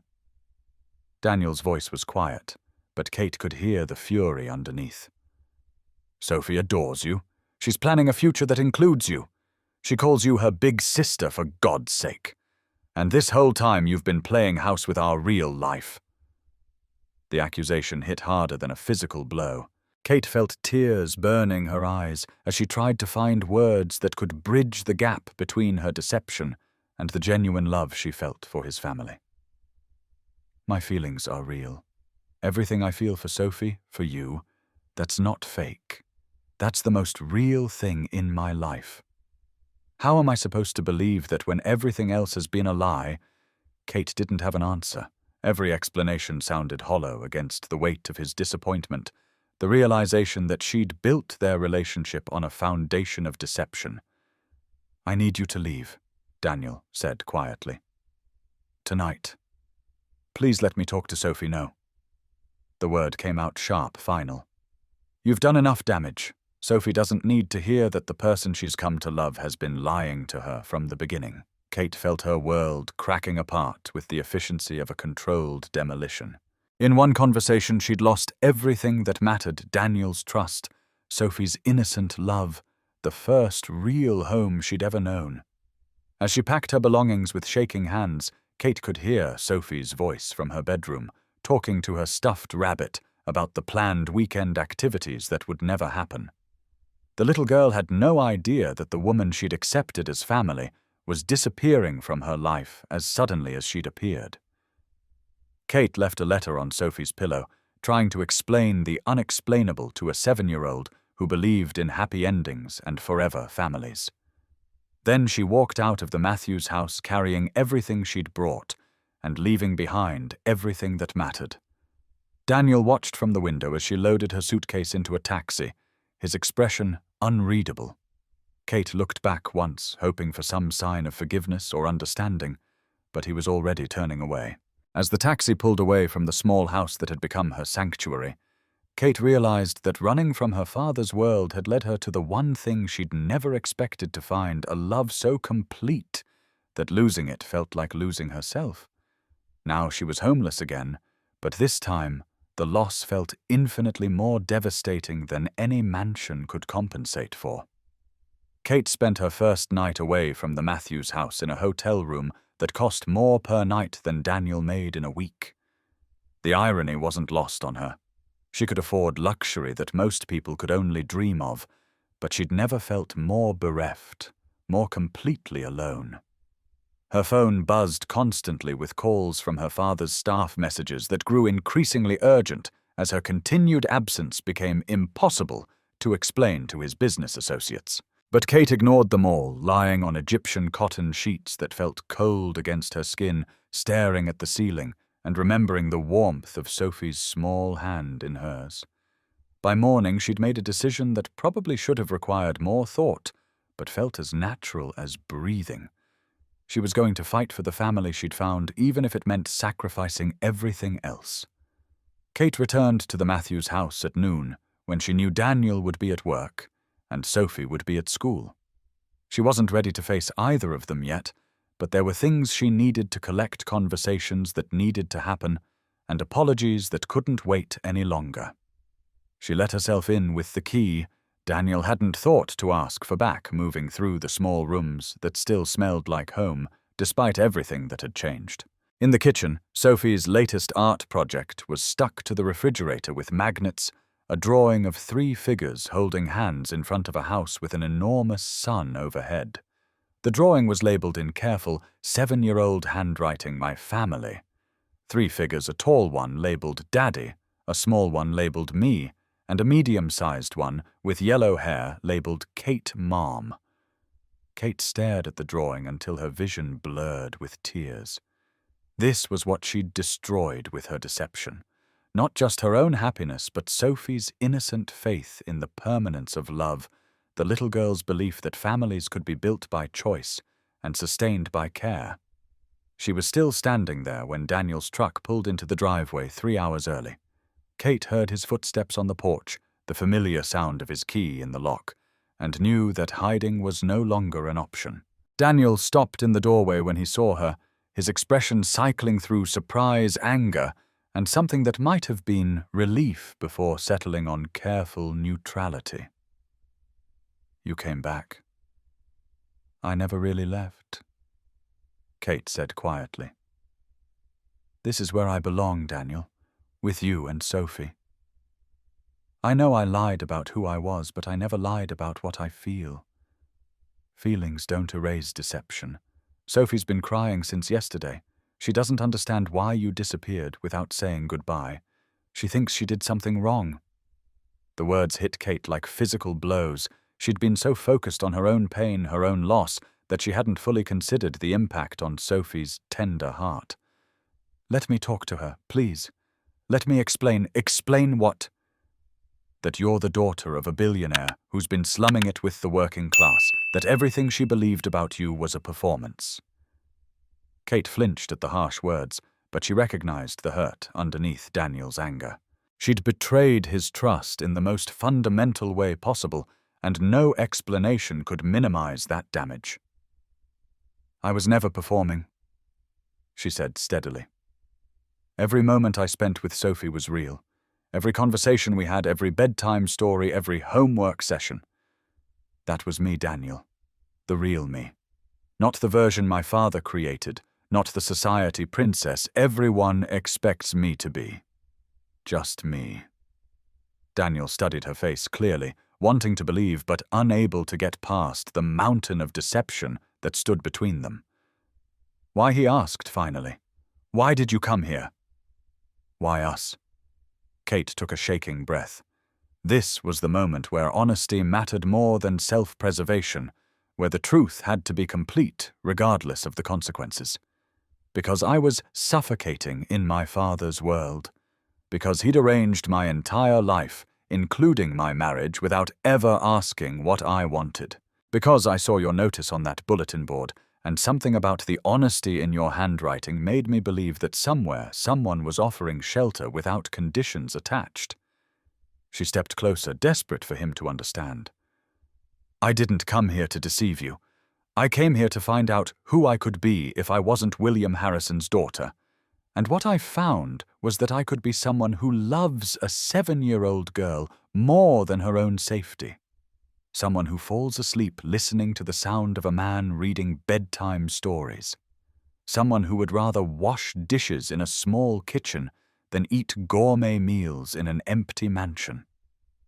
Daniel's expression softened slightly, but Kate could see the walls he was rebuilding, the protective distance he was creating between them.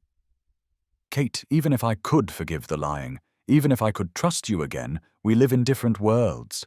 You're heir to a billion-dollar empire. I'm a construction worker who barely makes ends meet. Sophie and I can't compete with that kind of life. You're not competing with anything," Kate said fiercely. "Don't you understand? I chose this life over that one. I chose you and Sophie over everything my father could offer, for now. But what happens when the novelty wears off? When you miss the comfort and security of your real world? Sophie's already attached to you in ways that could destroy her if you decide to leave."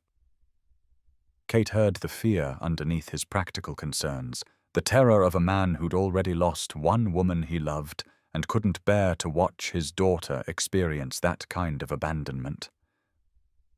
"I'm not going anywhere," she said quietly. "But I can't prove that to you with words. I can only prove it by staying, by choosing you and Sophie every day for as long as you'll let me."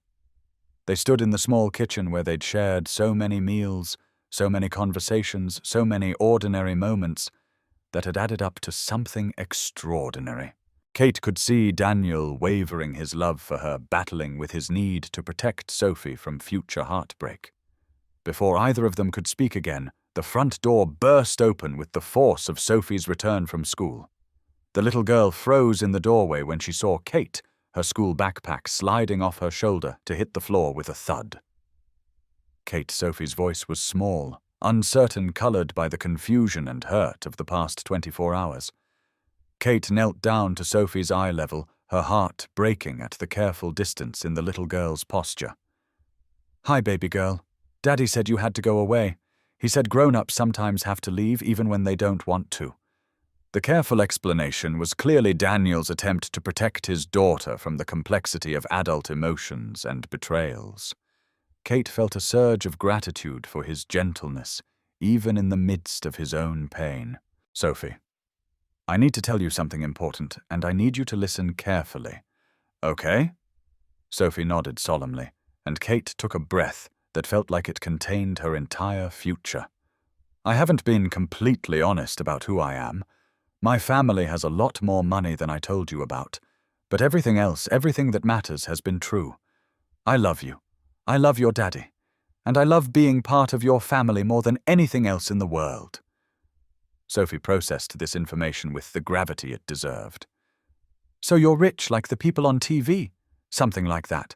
But you still like our pancakes better than fancy food." Kate smiled through her tears. "I like everything about this life better than my old life." "Then why did you leave?" The question hung in the air, simple and devastating. Kate glanced at Daniel, who was watching their interaction with an expression she couldn't read. "Because your daddy was hurt that I hadn't told him the truth from the beginning. And he was right to be hurt. I should have been honest with both of you." Sophie considered this with the seriousness she brought to all important matters.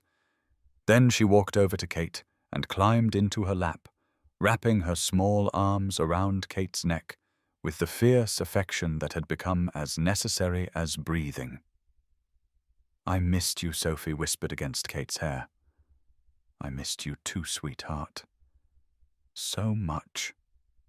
Over Sophie's head, Kate met Daniel's eyes, seeing the exact moment when his careful defenses began to crack.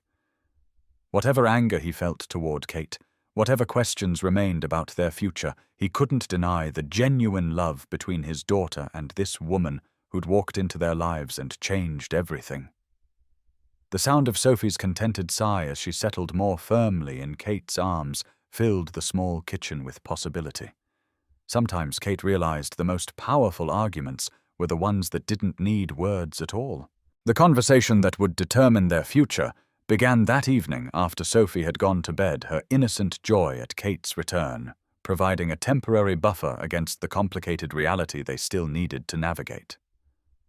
Daniel and Kate sat at the kitchen table, where they'd shared so many meals, the space between them feeling simultaneously intimate and vast. "I need to know everything," Daniel said quietly. "No more half-truths or convenient explanations. If there's any chance of moving forward, I need to understand who you really are." Kate nodded, recognizing that this might be her only opportunity to bridge the gap her deceptions had created. She took a breath and began with the truth she'd never shared with anyone. "My name is Catherine Elizabeth Harrison. I'm the only child of William Harrison, who owns Harrison Industries, Harrison Properties, and about 12 other companies I can't keep track of. My mother died when I was 3, and I was raised by a succession of nannies, tutors, and boarding schools while my father built his empire." Daniel listened without interruption, his expression carefully neutral as Kate painted a picture of a childhood that was privileged in every material way and empty of the emotional connections he'd provided naturally for Sophie. "I've never had a real friendship that wasn't influenced by my father's wealth or business connections. I've never made a decision about my own life that wasn't filtered through the impact it might have on the family company. Until I was 18, I had bodyguards who followed me to classes. I've never been grocery shopping alone, never taken public transportation, never had a conversation that wasn't monitored by someone on my father's payroll." Kate's voice grew steadier as she continued finding relief in finally sharing the isolation she'd carried for so long. "3 months ago, my father informed me that he'd been negotiating my engagement to James Morrison Jr., the son of his business partner. Not discussing it with me, not asking my opinion, just arranging my marriage like a corporate merger. The wedding was scheduled for this December, with or without my consent." Daniel's expression shifted slightly, understanding beginning to replace suspicion. The world Kate was describing was so foreign to his own experience that he couldn't have imagined it if she hadn't laid it out in such careful detail. "That's when I realized that if I didn't leave, I was going to spend the rest of my life being a beautifully dressed puppet in someone else's production. So I walked away from everything. The mansion, the trust funds, the security detail, all of it. I wanted to find out who I could be if I wasn't William Harrison's daughter." Kate met his eyes directly, needing him to see the truth in her words. "And what I discovered was that I could be someone who loves making pancakes on Saturday morning more than attending charity galas. Someone who would rather read bedtime stories than make small talk at business dinners. Someone who falls asleep listening to the sounds of a real family instead of rattling around in an empty mansion with 27 rooms." Kate, Daniel said softly, and she heard something in his voice that hadn't been there since her deception was revealed. Not forgiveness, not yet, but understanding. "I know I handled this badly. I know I should have told you the truth from the beginning. But I was terrified that if you knew who my father was, you'd see me as a charity case or a spoiled rich girl playing at real life. I was terrified that you'd treat me differently, and being treated normally was the only thing I'd ever wanted. Daniel was quiet for a long moment, processing information that challenged everything he'd assumed about her motivations and character. "Your father," he said finally. "He doesn't know where you are."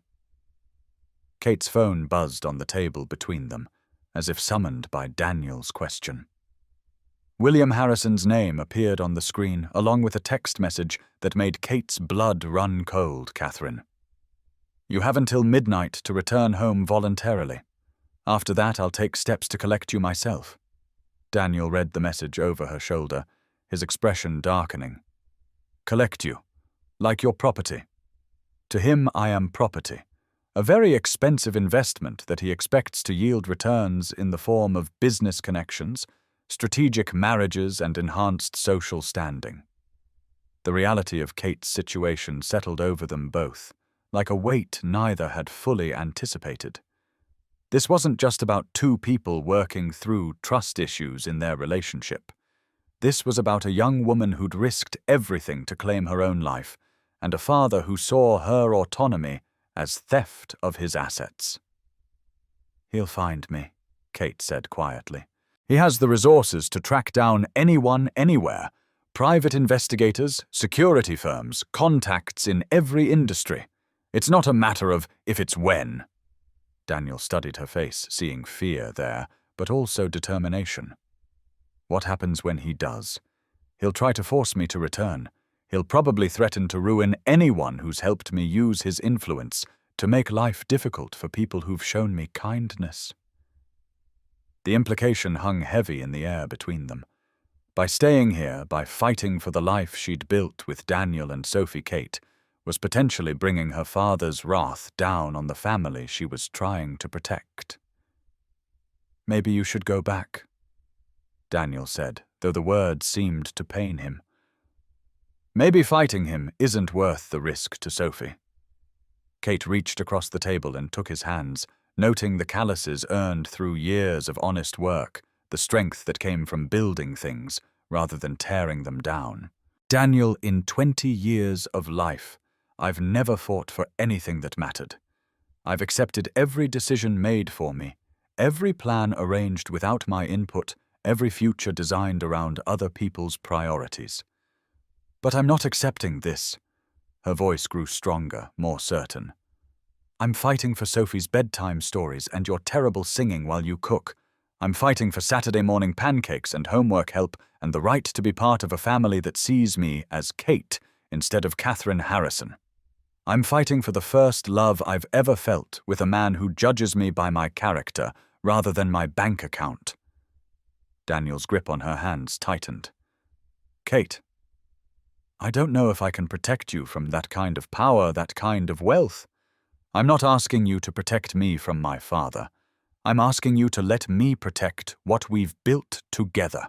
They sat in the quiet kitchen, holding hands across a table that had witnessed so many ordinary moments, both of them aware that the peaceful life they'd created was about to be tested in ways they couldn't fully anticipate. Outside, the neighborhood settled into evening quiet, unaware that one of its residents was preparing for a battle that would determine not just her own future, but the fate of the makeshift family that had become her whole world. William Harrison arrived at 7 o'clock the next morning with the subtlety of a military operation. 3 black SUVs pulled up to the modest neighborhood, their tinted windows and pristine paint jobs marking them as foreign intruders in a world of pickup trucks and economy cars. Kate woke to the sound of car doors slamming and immediately knew her grace period was over. She'd spent the night in her small upstairs room, having convinced Daniel to let her stay one more night while they figured out how to handle the inevitable confrontation with her father. From her window, Kate watched William Harrison emerge from the lead vehicle like a general surveying conquered territory. At 55, he commanded attention without effort, his silver hair perfectly styled despite the early hour, his charcoal suit unmarked by wrinkles or uncertainty. Behind him followed 2 men in matching dark suits who were clearly security rather than business associates. Neighbors emerged from their houses to stare at the spectacle. Mrs. Chen from next door held her coffee mug with both hands, watching the proceedings with the fascination of someone witnessing an event that would fuel neighborhood conversations for months. Children on their way to school slowed their walking to gawk at the luxury vehicles that looked like movie props in their ordinary neighborhood. Downstairs, Kate heard Sophie's voice raised in excitement. "Daddy, there are fancy cars outside, like in the movies." Daniel's response was too quiet to hear, but Kate could imagine his tension as he realized their peaceful morning was about to explode into complications he'd never prepared for. The knock on the front door came with the authority of someone accustomed to immediate compliance. Kate hurried downstairs to find Daniel standing protectively in front of Sophie, his hand on his daughter's shoulder, in a gesture that spoke of paternal instincts overriding everything else. "Stay behind me," Daniel said quietly to Sophie, who was clearly confused by the sudden tension in their household. Kate reached them just as Daniel opened the front door, revealing William Harrison in all his intimidating glory. Up close, her father's presence filled the small space with an energy that made even the comfortable living room feel cramped and inadequate. "Catherine." His voice carried the steel that had built an empire and the disappointment that had shaped her entire childhood. "You will pack your belongings immediately. We're leaving." The command was delivered as fact rather than request, the tone of a man who'd never been told no by someone whose opinion mattered. William's eyes swept the modest living room, taking in the worn furniture, the children's toys scattered across the carpet, the family photos that spoke of genuine affection rather than professional staging. Daniel stepped slightly forward, his body language protective, despite the obvious disparity in power and resources. "Mr. Harrison, this is my home. Kate is my tenant, and she's welcome to stay as long as she chooses." William's attention shifted to Daniel, with the calculating assessment of a businessman evaluating a minor obstacle to be removed. His gaze traveled from Daniel's work clothes to his calloused hands, to the small house that probably cost less than William's monthly wine budget. "Mr. William's tone made the question sound like a demand. "Matthews. Daniel Matthews. Mr. Matthews, my daughter is 20 years old and has responsibilities that require her immediate attention. Her continued presence here is inappropriate and potentially damaging to important business relationships." Sophie, who had been watching the interaction with the wide-eyed fascination of a 7-year-old, witnessing adult drama, chose that moment to assert herself. "Kate lives here with us," she announced with the confidence of someone who'd never learned that children weren't supposed to contradict intimidating adults. "She's part of our family now." William's expression shifted as he noticed Sophie, for the first time taking in her school clothes, her backpack ready for the day, her small hand wrapped trustingly around Daniel's arm. For just a moment, something flickered across his features that might have been recognition of innocence, but it was quickly replaced by his usual businesslike composure. "Young lady, this is an adult conversation that doesn't concern you," Sophie Daniel said gently. "Why don't you go finish getting ready for school?" But Sophie wasn't finished making her point. With the fearless honesty that only children possessed, she looked directly at William Harrison and delivered a statement that cut through his careful control. "Kate makes Daddy happy, and she reads me bedtime stories, and she helps with my math homework, and she loves us and we love her. If you take her away, you're going to make us all really sad." The simplicity of the declaration hung in the air like a challenge to everything William had assumed about his daughter's temporary rebellion. Here was a child who saw Catherine not as the Harrison heiress or a valuable business asset, but as someone essential to her family's happiness. Kate watched her father process Sophie's words, noting the way his jaw tightened as he realized this wasn't just about retrieving a wayward daughter. This was about 3 people who'd built genuine emotional connections that couldn't be dismissed as easily as business arrangements. "Catherine. You're coming home," William repeated, but some of the absolute certainty had gone out of his voice. "No, Dad. I'm not." Kate stepped closer to Daniel and Sophie, physically aligning herself with the family she'd chosen. "This is my home now. These are the people I love, and they love me. Not because of who my father is or what our family name represents, but because of who I am when I'm with them." William stared at his daughter, as if seeing her clearly for the first time in years. The Catherine he'd shaped and controlled would never have defied him so directly, would never have chosen a construction worker's modest home over the luxury and security he provided. "You're throwing your life away," he said, but the words lacked their usual commanding force. "These people can't give you the life you deserve, the opportunities you were born for." Daniel's voice was quiet but steady when he responded. "Mr. Harrison, with respect, maybe your daughter knows better than anyone what kind of life she deserves." The two men stared at each other across a gulf of experience and understanding that seemed impossible to bridge. William, who'd built his empire through calculation and control, facing Daniel, who'd built his family through love and sacrifice. In the space between them stood Kate, no longer the obedient daughter or the rebellious heiress, but a woman who'd finally found the courage to fight for her own happiness. The tension in Daniel's small living room was so thick it seemed to have physical weight. William Harrison stood near the front door like an uninvited storm system, his presence making everything else appear smaller, shabbier, inadequate. His security detail remained outside, but their watchful silhouettes were visible through the windows, adding an element of threat to what should have been a family conversation. Kate positioned herself deliberately between her father and the life she'd built. Her hands trembling slightly, but her voice steady. "Dad, I need you to understand something. I didn't leave home to hurt you or embarrass the family. I left because I was disappearing." William's expression remained carefully controlled, but Kate caught the flicker of confusion in his eyes. In his world, children who had everything handed to them didn't disappear. They expressed gratitude through compliance and loyalty through obedience. "You had everything," William said, his tone carrying the bewilderment of a man who'd never questioned whether everything money could buy was actually enough. Security, education, opportunities that most people can only dream of. A future planned and provided for before you were old enough to understand what you were being given. Sophie, who had been quietly observing this exchange with the intense focus she normally reserved for her favorite television shows, chose that moment to offer her perspective with devastating innocence. But she was lonely. Sophie announced, her small voice carrying through the room with surprising clarity. "Kate told me that rich people's houses are really big, but really quiet, and that nobody there knew her favorite color, or asked about her dreams, or cared if she was sad." The words hit William like a physical blow.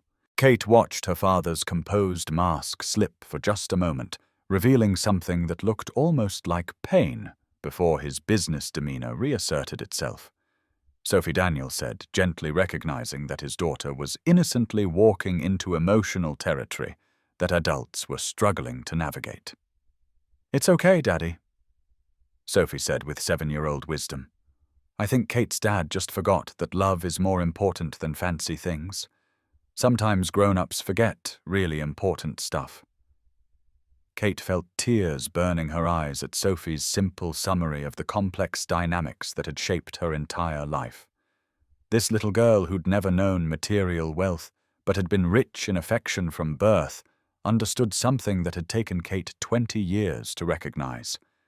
William stared at Sophie as if she were speaking a foreign language.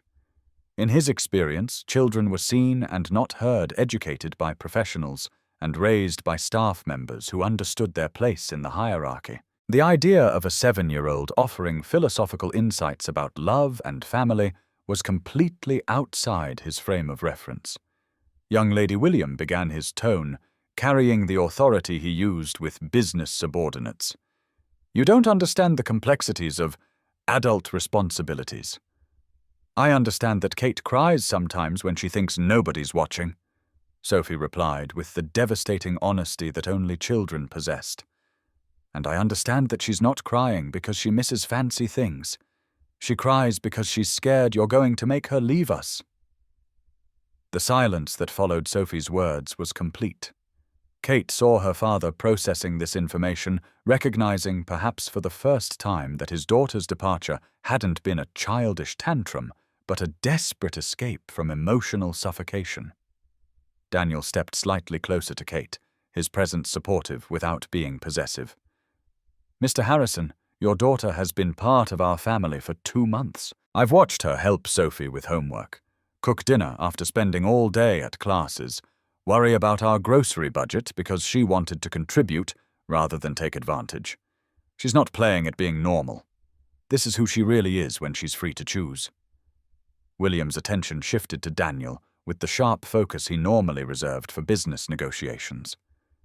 "Mr. Matthews, I appreciate that Catherine has been helpful during her exploration of alternative living arrangements, but her responsibilities extend far beyond this household. She has commitments, obligations, a future that requires her presence and participation." Whose commitments, Kate asked, her voice stronger than it had been since her father arrived. "Whose obligations?" "Because I don't remember agreeing to any of them." William's jaw tightened. "Catherine, you are 20 years old and the heir to a business empire that employs thousands of people. Your marriage to James Morrison, Jr. will strengthen both companies, secure countless jobs, and position both families for long-term success. Your personal preferences are secondary to those responsibilities." Kate felt the familiar weight of duty and expectation pressing down on her, the same pressure that had shaped every decision of her life. But now, standing in Daniel's living room, with Sophie's small hand slipping trustingly into hers, the weight felt different, not inevitable, but optional, not destiny, but choice. "I never asked to inherit an empire," Kate said quietly. "I never agreed to marry James Morrison, Jr. I never consented to having my entire life planned around other people's business interests. And I'm not agreeing to any of it now." William stared at his daughter as if she'd announced her intention to become a circus performer. "Catherine, you're being childish. This rebellion will pass, and when it does, you'll realize what you've thrown away for a few months of playing house." Daniel's voice was carefully controlled when he responded, but Kate could hear the steel underneath. "Mr. Harrison, with all due respect, your daughter isn't playing anything. She's building a real life with real people who care about her happiness more than her usefulness."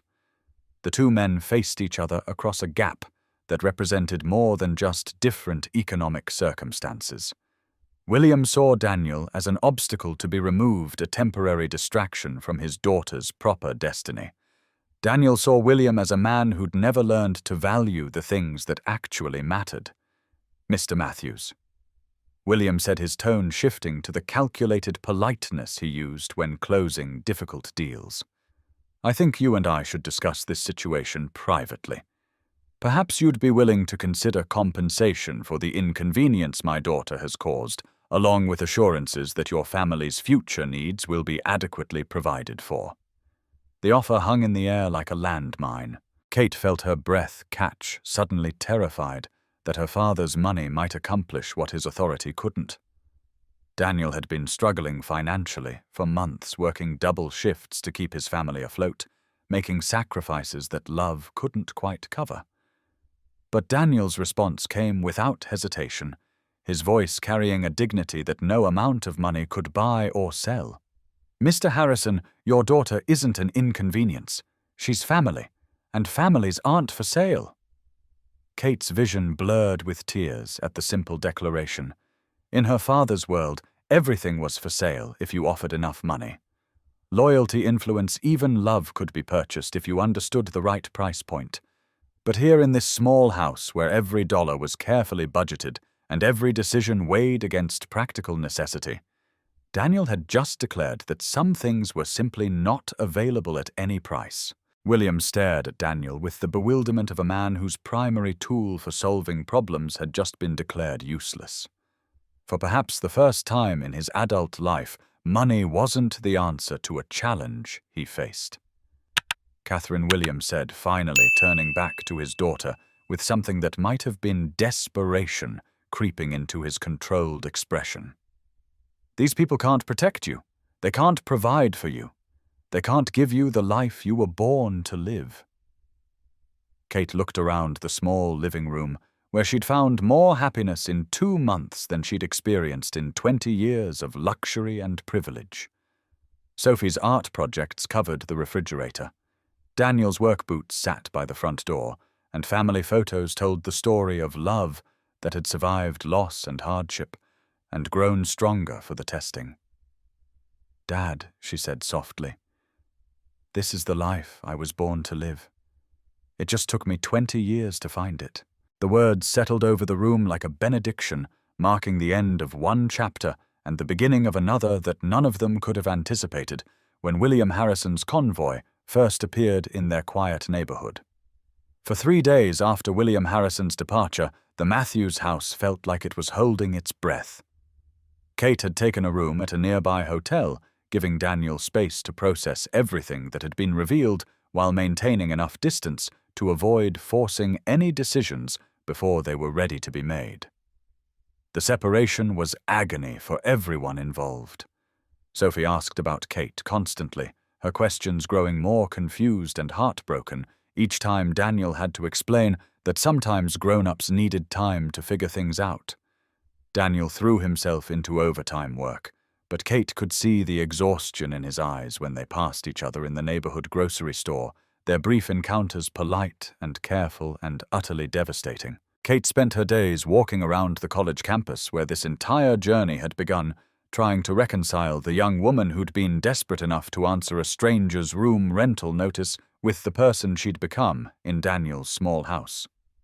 Her father called twice daily, offering increasingly elaborate bribes and threats in equal measure, but his words felt like they were coming from another planet. On Thursday evening, Kate received a call that changed everything. Kate Sophie's small voice came through the phone like a lifeline. "Daddy said I could call you because I missed you too much." Kate's heart clenched at the careful way Sophie pronounced each word clearly, delivering a message she'd practiced. In the background, she could hear Daniel's quiet voice offering gentle corrections and encouragement. "I miss you too, baby girl. So much. Are you coming home soon?" Daddy made pancakes this morning, but they weren't the right shape, and nobody laughed at his singing, and the kitchen felt too quiet.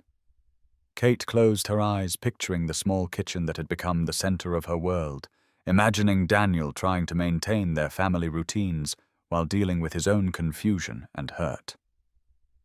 "Can I talk to your dad for a minute? He's right here. He misses you too, but he tries to pretend he doesn't. Adults are weird sometimes." Daniel's voice came through the line, rough with emotions he was clearly trying to control. "Kate." "Hi." The simple greeting carried the weight of everything they'd shared and everything they stood to lose. Kate could hear Daniel's careful breathing, the same rhythm he used when he was thinking through a complex problem at work. "Sophie asked if she could invite you to dinner tomorrow night," Daniel said carefully. It's been hard for her not understanding why you're not here anymore." "And what do you want?" Kate asked, needing to know if this invitation came from paternal duty or something deeper. Daniel was quiet for a long moment. "I want to try to figure this out. For all of us. Can you come by around 6? I'll be there." Friday arrived with the weight of a day that could determine everything or resolve nothing. Kate spent an hour deciding what to wear, finally settling on jeans and a simple sweater that belonged to her old life but felt appropriate for the conversation that lay ahead. She knocked on the front door of the house that had been her home for 2 months, her heart hammering as footsteps approached from inside. Daniel opened the door, and Kate's breath caught at how tired he looked. His usually bright eyes were shadowed with exhaustion, his shoulders carrying tension that spoke of sleepless nights and difficult decisions. "Hi," she said softly. "Hi yourself." Before either of them could say more, Sophie appeared behind her father like a small rocket launching herself into Kate's arms with the enthusiasm of someone who'd been waiting days for this reunion. "You came back, I knew you would. Daddy said maybe you wouldn't want to, but I knew you loved us too much to stay away forever."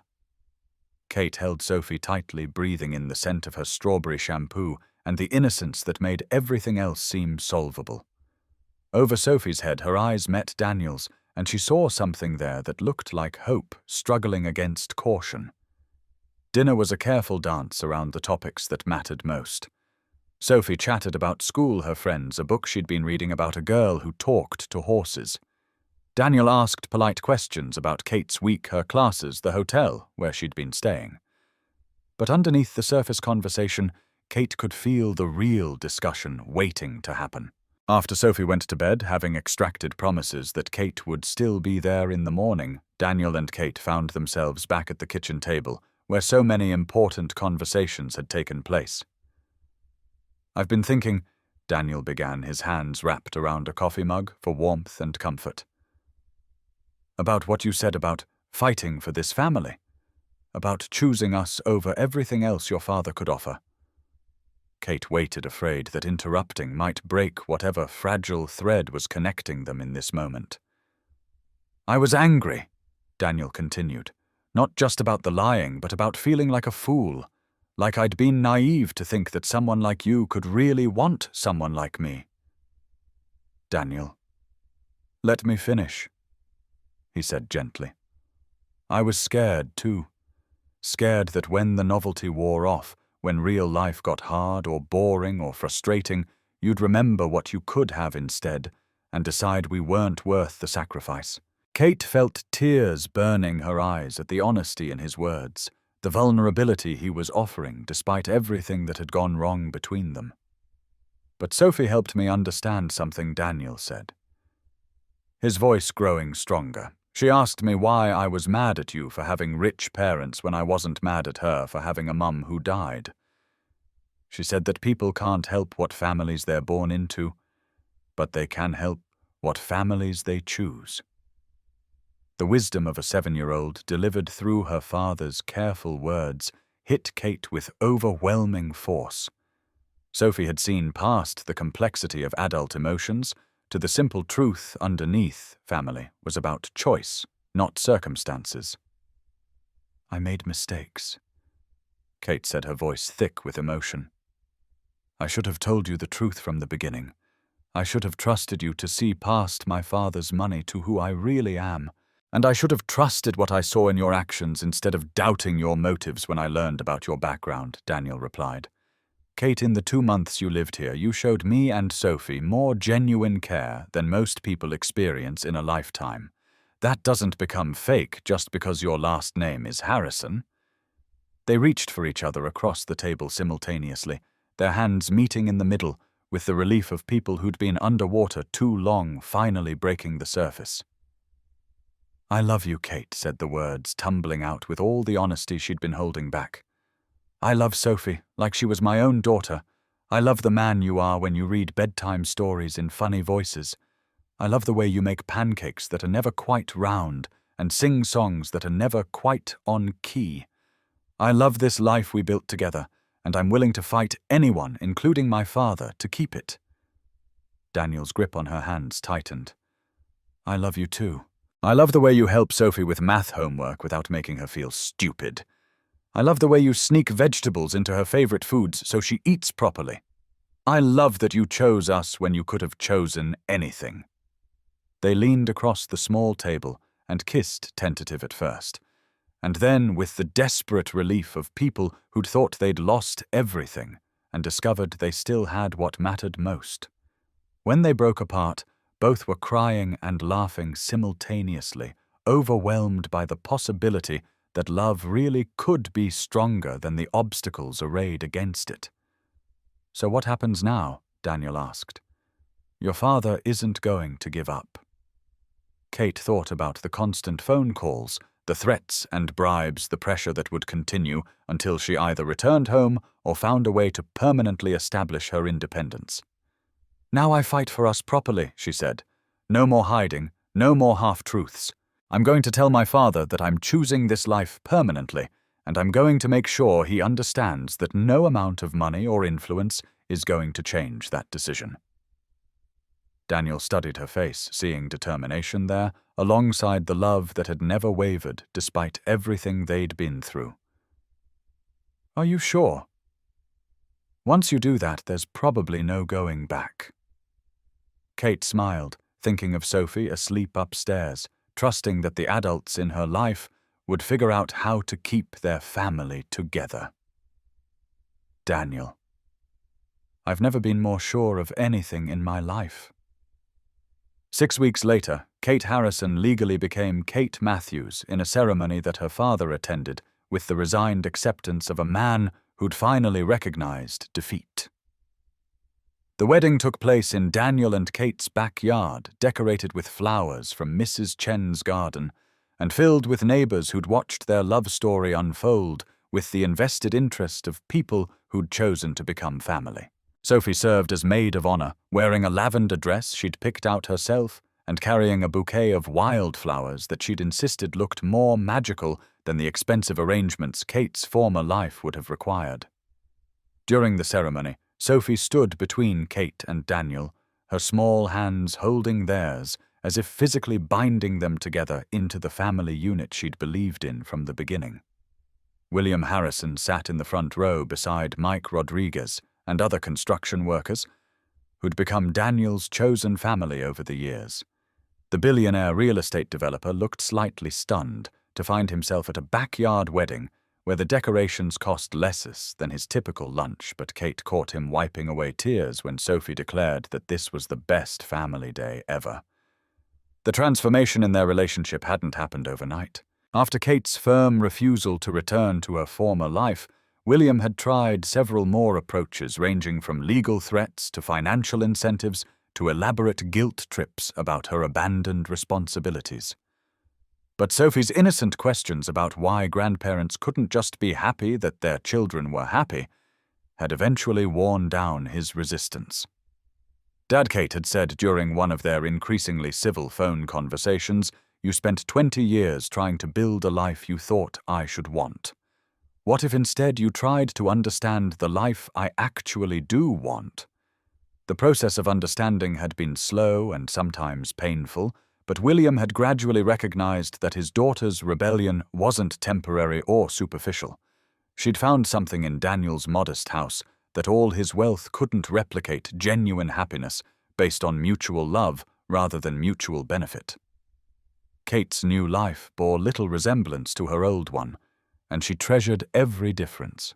She'd gotten a job teaching art classes to children at the local community center, using skills her expensive education had provided to serve kids whose parents couldn't afford private lessons. The pay was modest, but watching 7-year-olds discover they could create beauty with their own hands was worth more than any trust fund dividend. Daniel had initially worried about Kate adjusting to a budget that required careful planning and occasional sacrifices, but she'd embraced the challenge with enthusiasm that surprised them both. She clipped coupons with the dedication of someone solving complex puzzles, comparison shopped for groceries like an accountant balancing spreadsheets, and found genuine satisfaction in making their household finances work through cooperation rather than unlimited resources. "Look," Kate announced one evening, proudly displaying their monthly budget that she'd managed to balance while setting aside money for Sophie's college fund. "We can afford to take Sophie to that science museum she's been wanting to visit." Daniel marveled at his wife's joy over financial accomplishments that most people would consider ordinary. But for Kate, every successful budget month represented proof that she could build a life based on planning and teamwork, rather than endless resources and other people's management. Sophie thrived under the attention of 2 parents who were genuinely invested in her daily happiness. Daniel continued to handle morning routines and bedtime stories while Kate took over homework supervision and creative projects. Together they attended school events, soccer games, and art shows, with the proud dedication of parents who'd chosen each other as much as they'd chosen their daughter. The neighborhood had embraced Kate as completely as Sophie had from the beginning. Mrs. Chen taught her to garden, sharing vegetables and advice with equal generosity. Other families included them in potluck dinners and backyard barbecues, accepting Kate as Daniel's wife rather than William Harrison's daughter. "I never knew community could feel like this," Kate confided to Daniel one evening as they watched Sophie play with neighborhood children in their front yard. Growing up, our neighbors were business associates or social contacts, people who could help advance my father's interests rather than people who might need help with their groceries or babysitting. Daniel smiled, remembering his own childhood in a similar neighborhood where everyone looked out for everyone else's kids and borrowed tools freely without keeping complicated ledgers of who owed what to whom. "It's different when people choose to care about each other instead of being paid to," he agreed. The most challenging aspect of Kate's new life wasn't financial or social, but emotional. Learning to accept love without earning it. Learning to trust that Daniel and Sophie's affection wasn't conditional on her performance or usefulness had required months of patient reassurance from both of them. "You know we love you when you burn dinner, right?"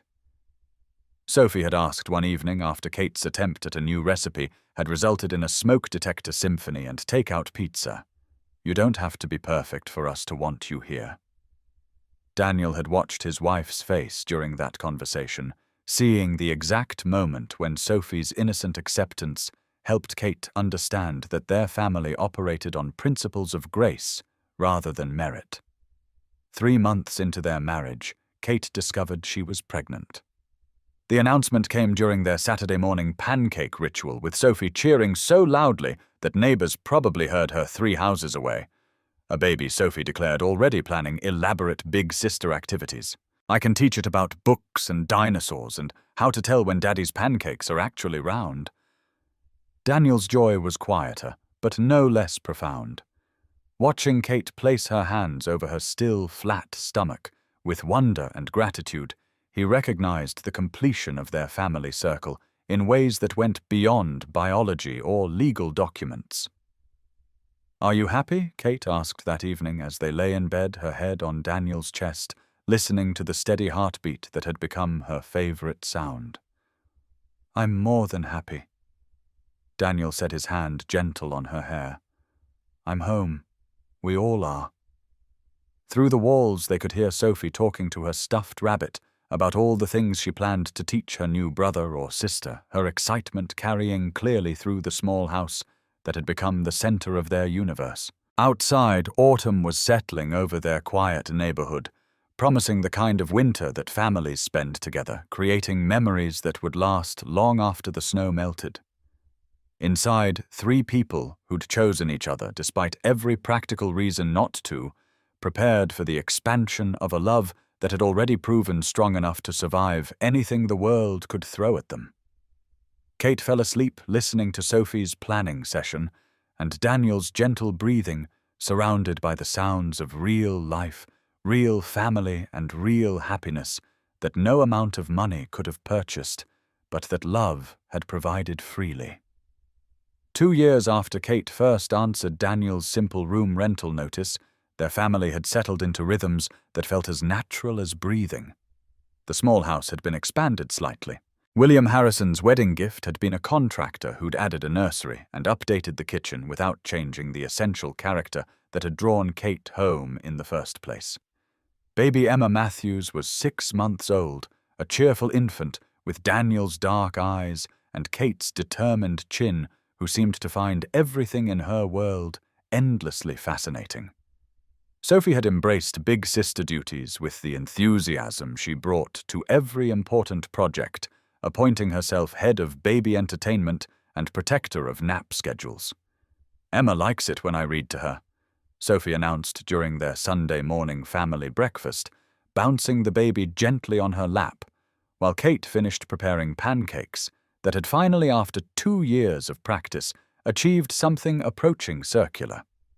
"She likes it when anyone pays attention to her," Daniel observed, reaching over to smooth baby hair that was sticking up at impossible angles. She's not particular about her audience. Kate smiled as she watched her family interact around their familiar kitchen table, marveling at how complete this life felt despite, or perhaps because, of its wonderful ordinariness. Emma babbled contentedly while Sophie provided running commentary on everything from the weather to her plans for teaching the baby to appreciate dinosaur documentaries. The neighborhood had expanded its embrace to include Emma with the same generosity they'd shown Kate. Mrs. Chen brought baby clothes her own grandchildren had outgrown, other families offered babysitting exchanges, and Sophie's friends treated Emma like a community mascot who belonged to everyone. William Harrison visited monthly, his initial awkwardness around domestic life gradually replaced by genuine engagement with his growing family.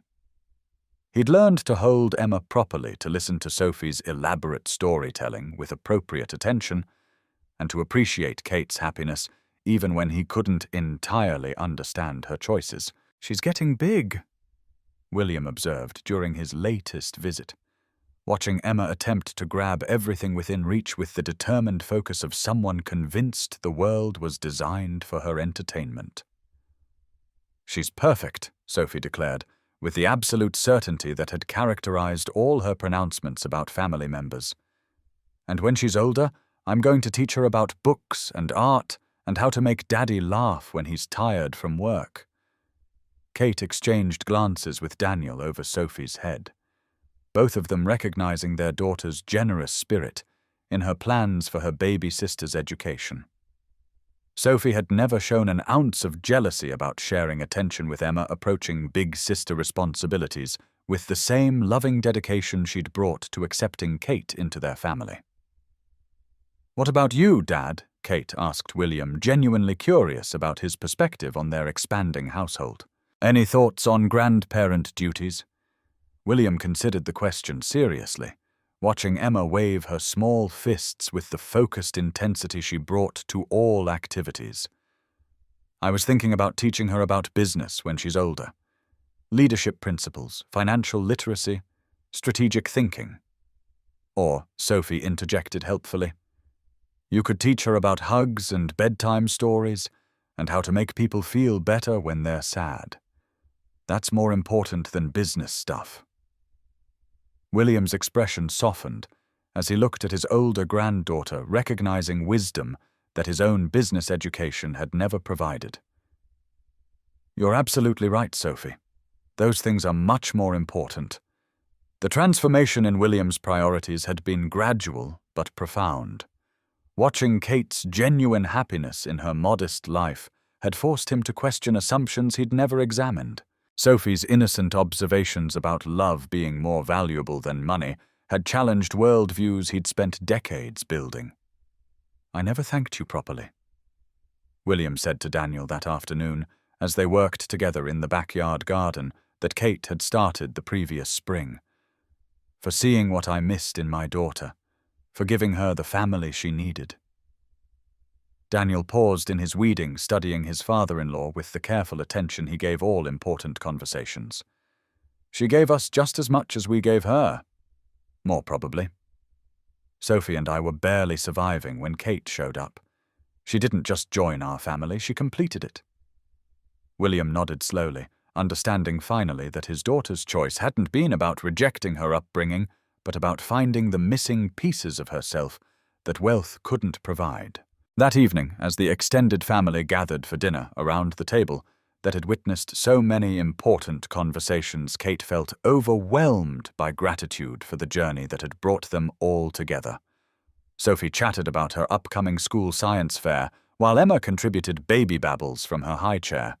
Daniel and William discussed landscaping projects with the easy familiarity of men who'd learned to respect each other despite their vastly different backgrounds. "I have an announcement," Kate said, when the dinner conversation hit a natural pause. All attention turned to her, and Kate felt her heart expand with love for these faces that had become her whole world. "I got accepted into the graduate program for art therapy. Part-time so I can keep working with kids at the community center and still be home for family dinners and bedtime stories." Sophie's cheer was immediate and enthusiastic. That's so cool. You can help even more kids who are sad or scared or confused. Daniel's smile was proud and unsurprised. You'll be amazing at it. You already are amazing at it.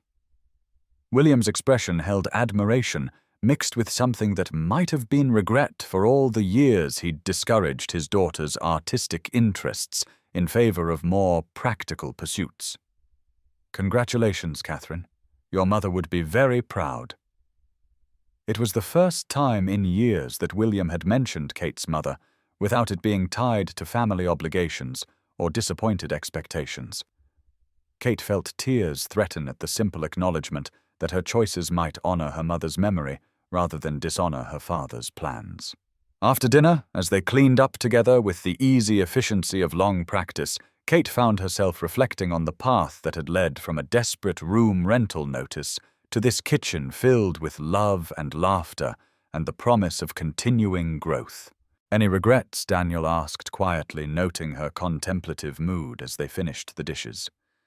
Kate looked around their small kitchen, taking in Sophie's latest artwork on the refrigerator, Emma's high chair still decorated with evidence of her enthusiastic eating style, Daniel's work boots by the back door waiting for tomorrow's labor. Not one, she said honestly. This is exactly the life I was meant to live. It just took me 20 years to find the courage to claim it. Daniel pulled her close, and Kate melted into the embrace that had become her safest place in the world. Through the kitchen window, she could see William pushing Sophie on the swing set he'd installed as an early birthday gift. Both of them laughing as Sophie demanded to go. "Higher, higher, I love you, Daniel," said against her hair, the words carrying the weight of 2 years' worth of shared challenges, growth, and deepening commitment. "I love you too," Kate replied. "All of you. This whole beautiful, complicated, perfect family we built together." Emma's babbling drifted from the living room where she was having an animated conversation with her stuffed rabbit. Sophie's laughter rang out from the backyard, and Kate realized this was what forever looked like. Not a fairy tale ending, but a real beginning that would continue to unfold in kitchens and bedrooms and neighborhood streets for decades to come. Sometimes the richest life came from the simplest choices. Sometimes home wasn't a place but a collection of people who chose to love each other every single day.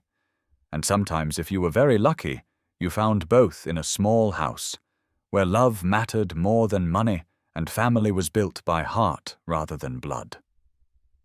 Friends, if this story touched your heart the way it touched mine, if it reminded you that real love sees past wealth and status to the heart beneath, please don't just watch and walk away. Hit that subscribe button and join our channel family for more stories that restore your faith in human connection. Share this story with someone who needs to remember that the most precious treasures aren't found in bank accounts, but in the hearts that open their doors to love. And remember, family isn't always about blood or circumstances. Sometimes it's about the courage to choose each other again and again until forever becomes as natural as breathing. If this story moved you, please give it a thumbs up and share it with someone who needs to hear that second chances exist, that love conquers all obstacles, and that sometimes the family we need finds us exactly when we need them most. Your support helps us bring more heartwarming stories like this one to families around the world. Until next time, keep believing that broken doesn't mean beyond repair, and that sometimes the best families are the ones we build ourselves one choice, one day, one heart at a time.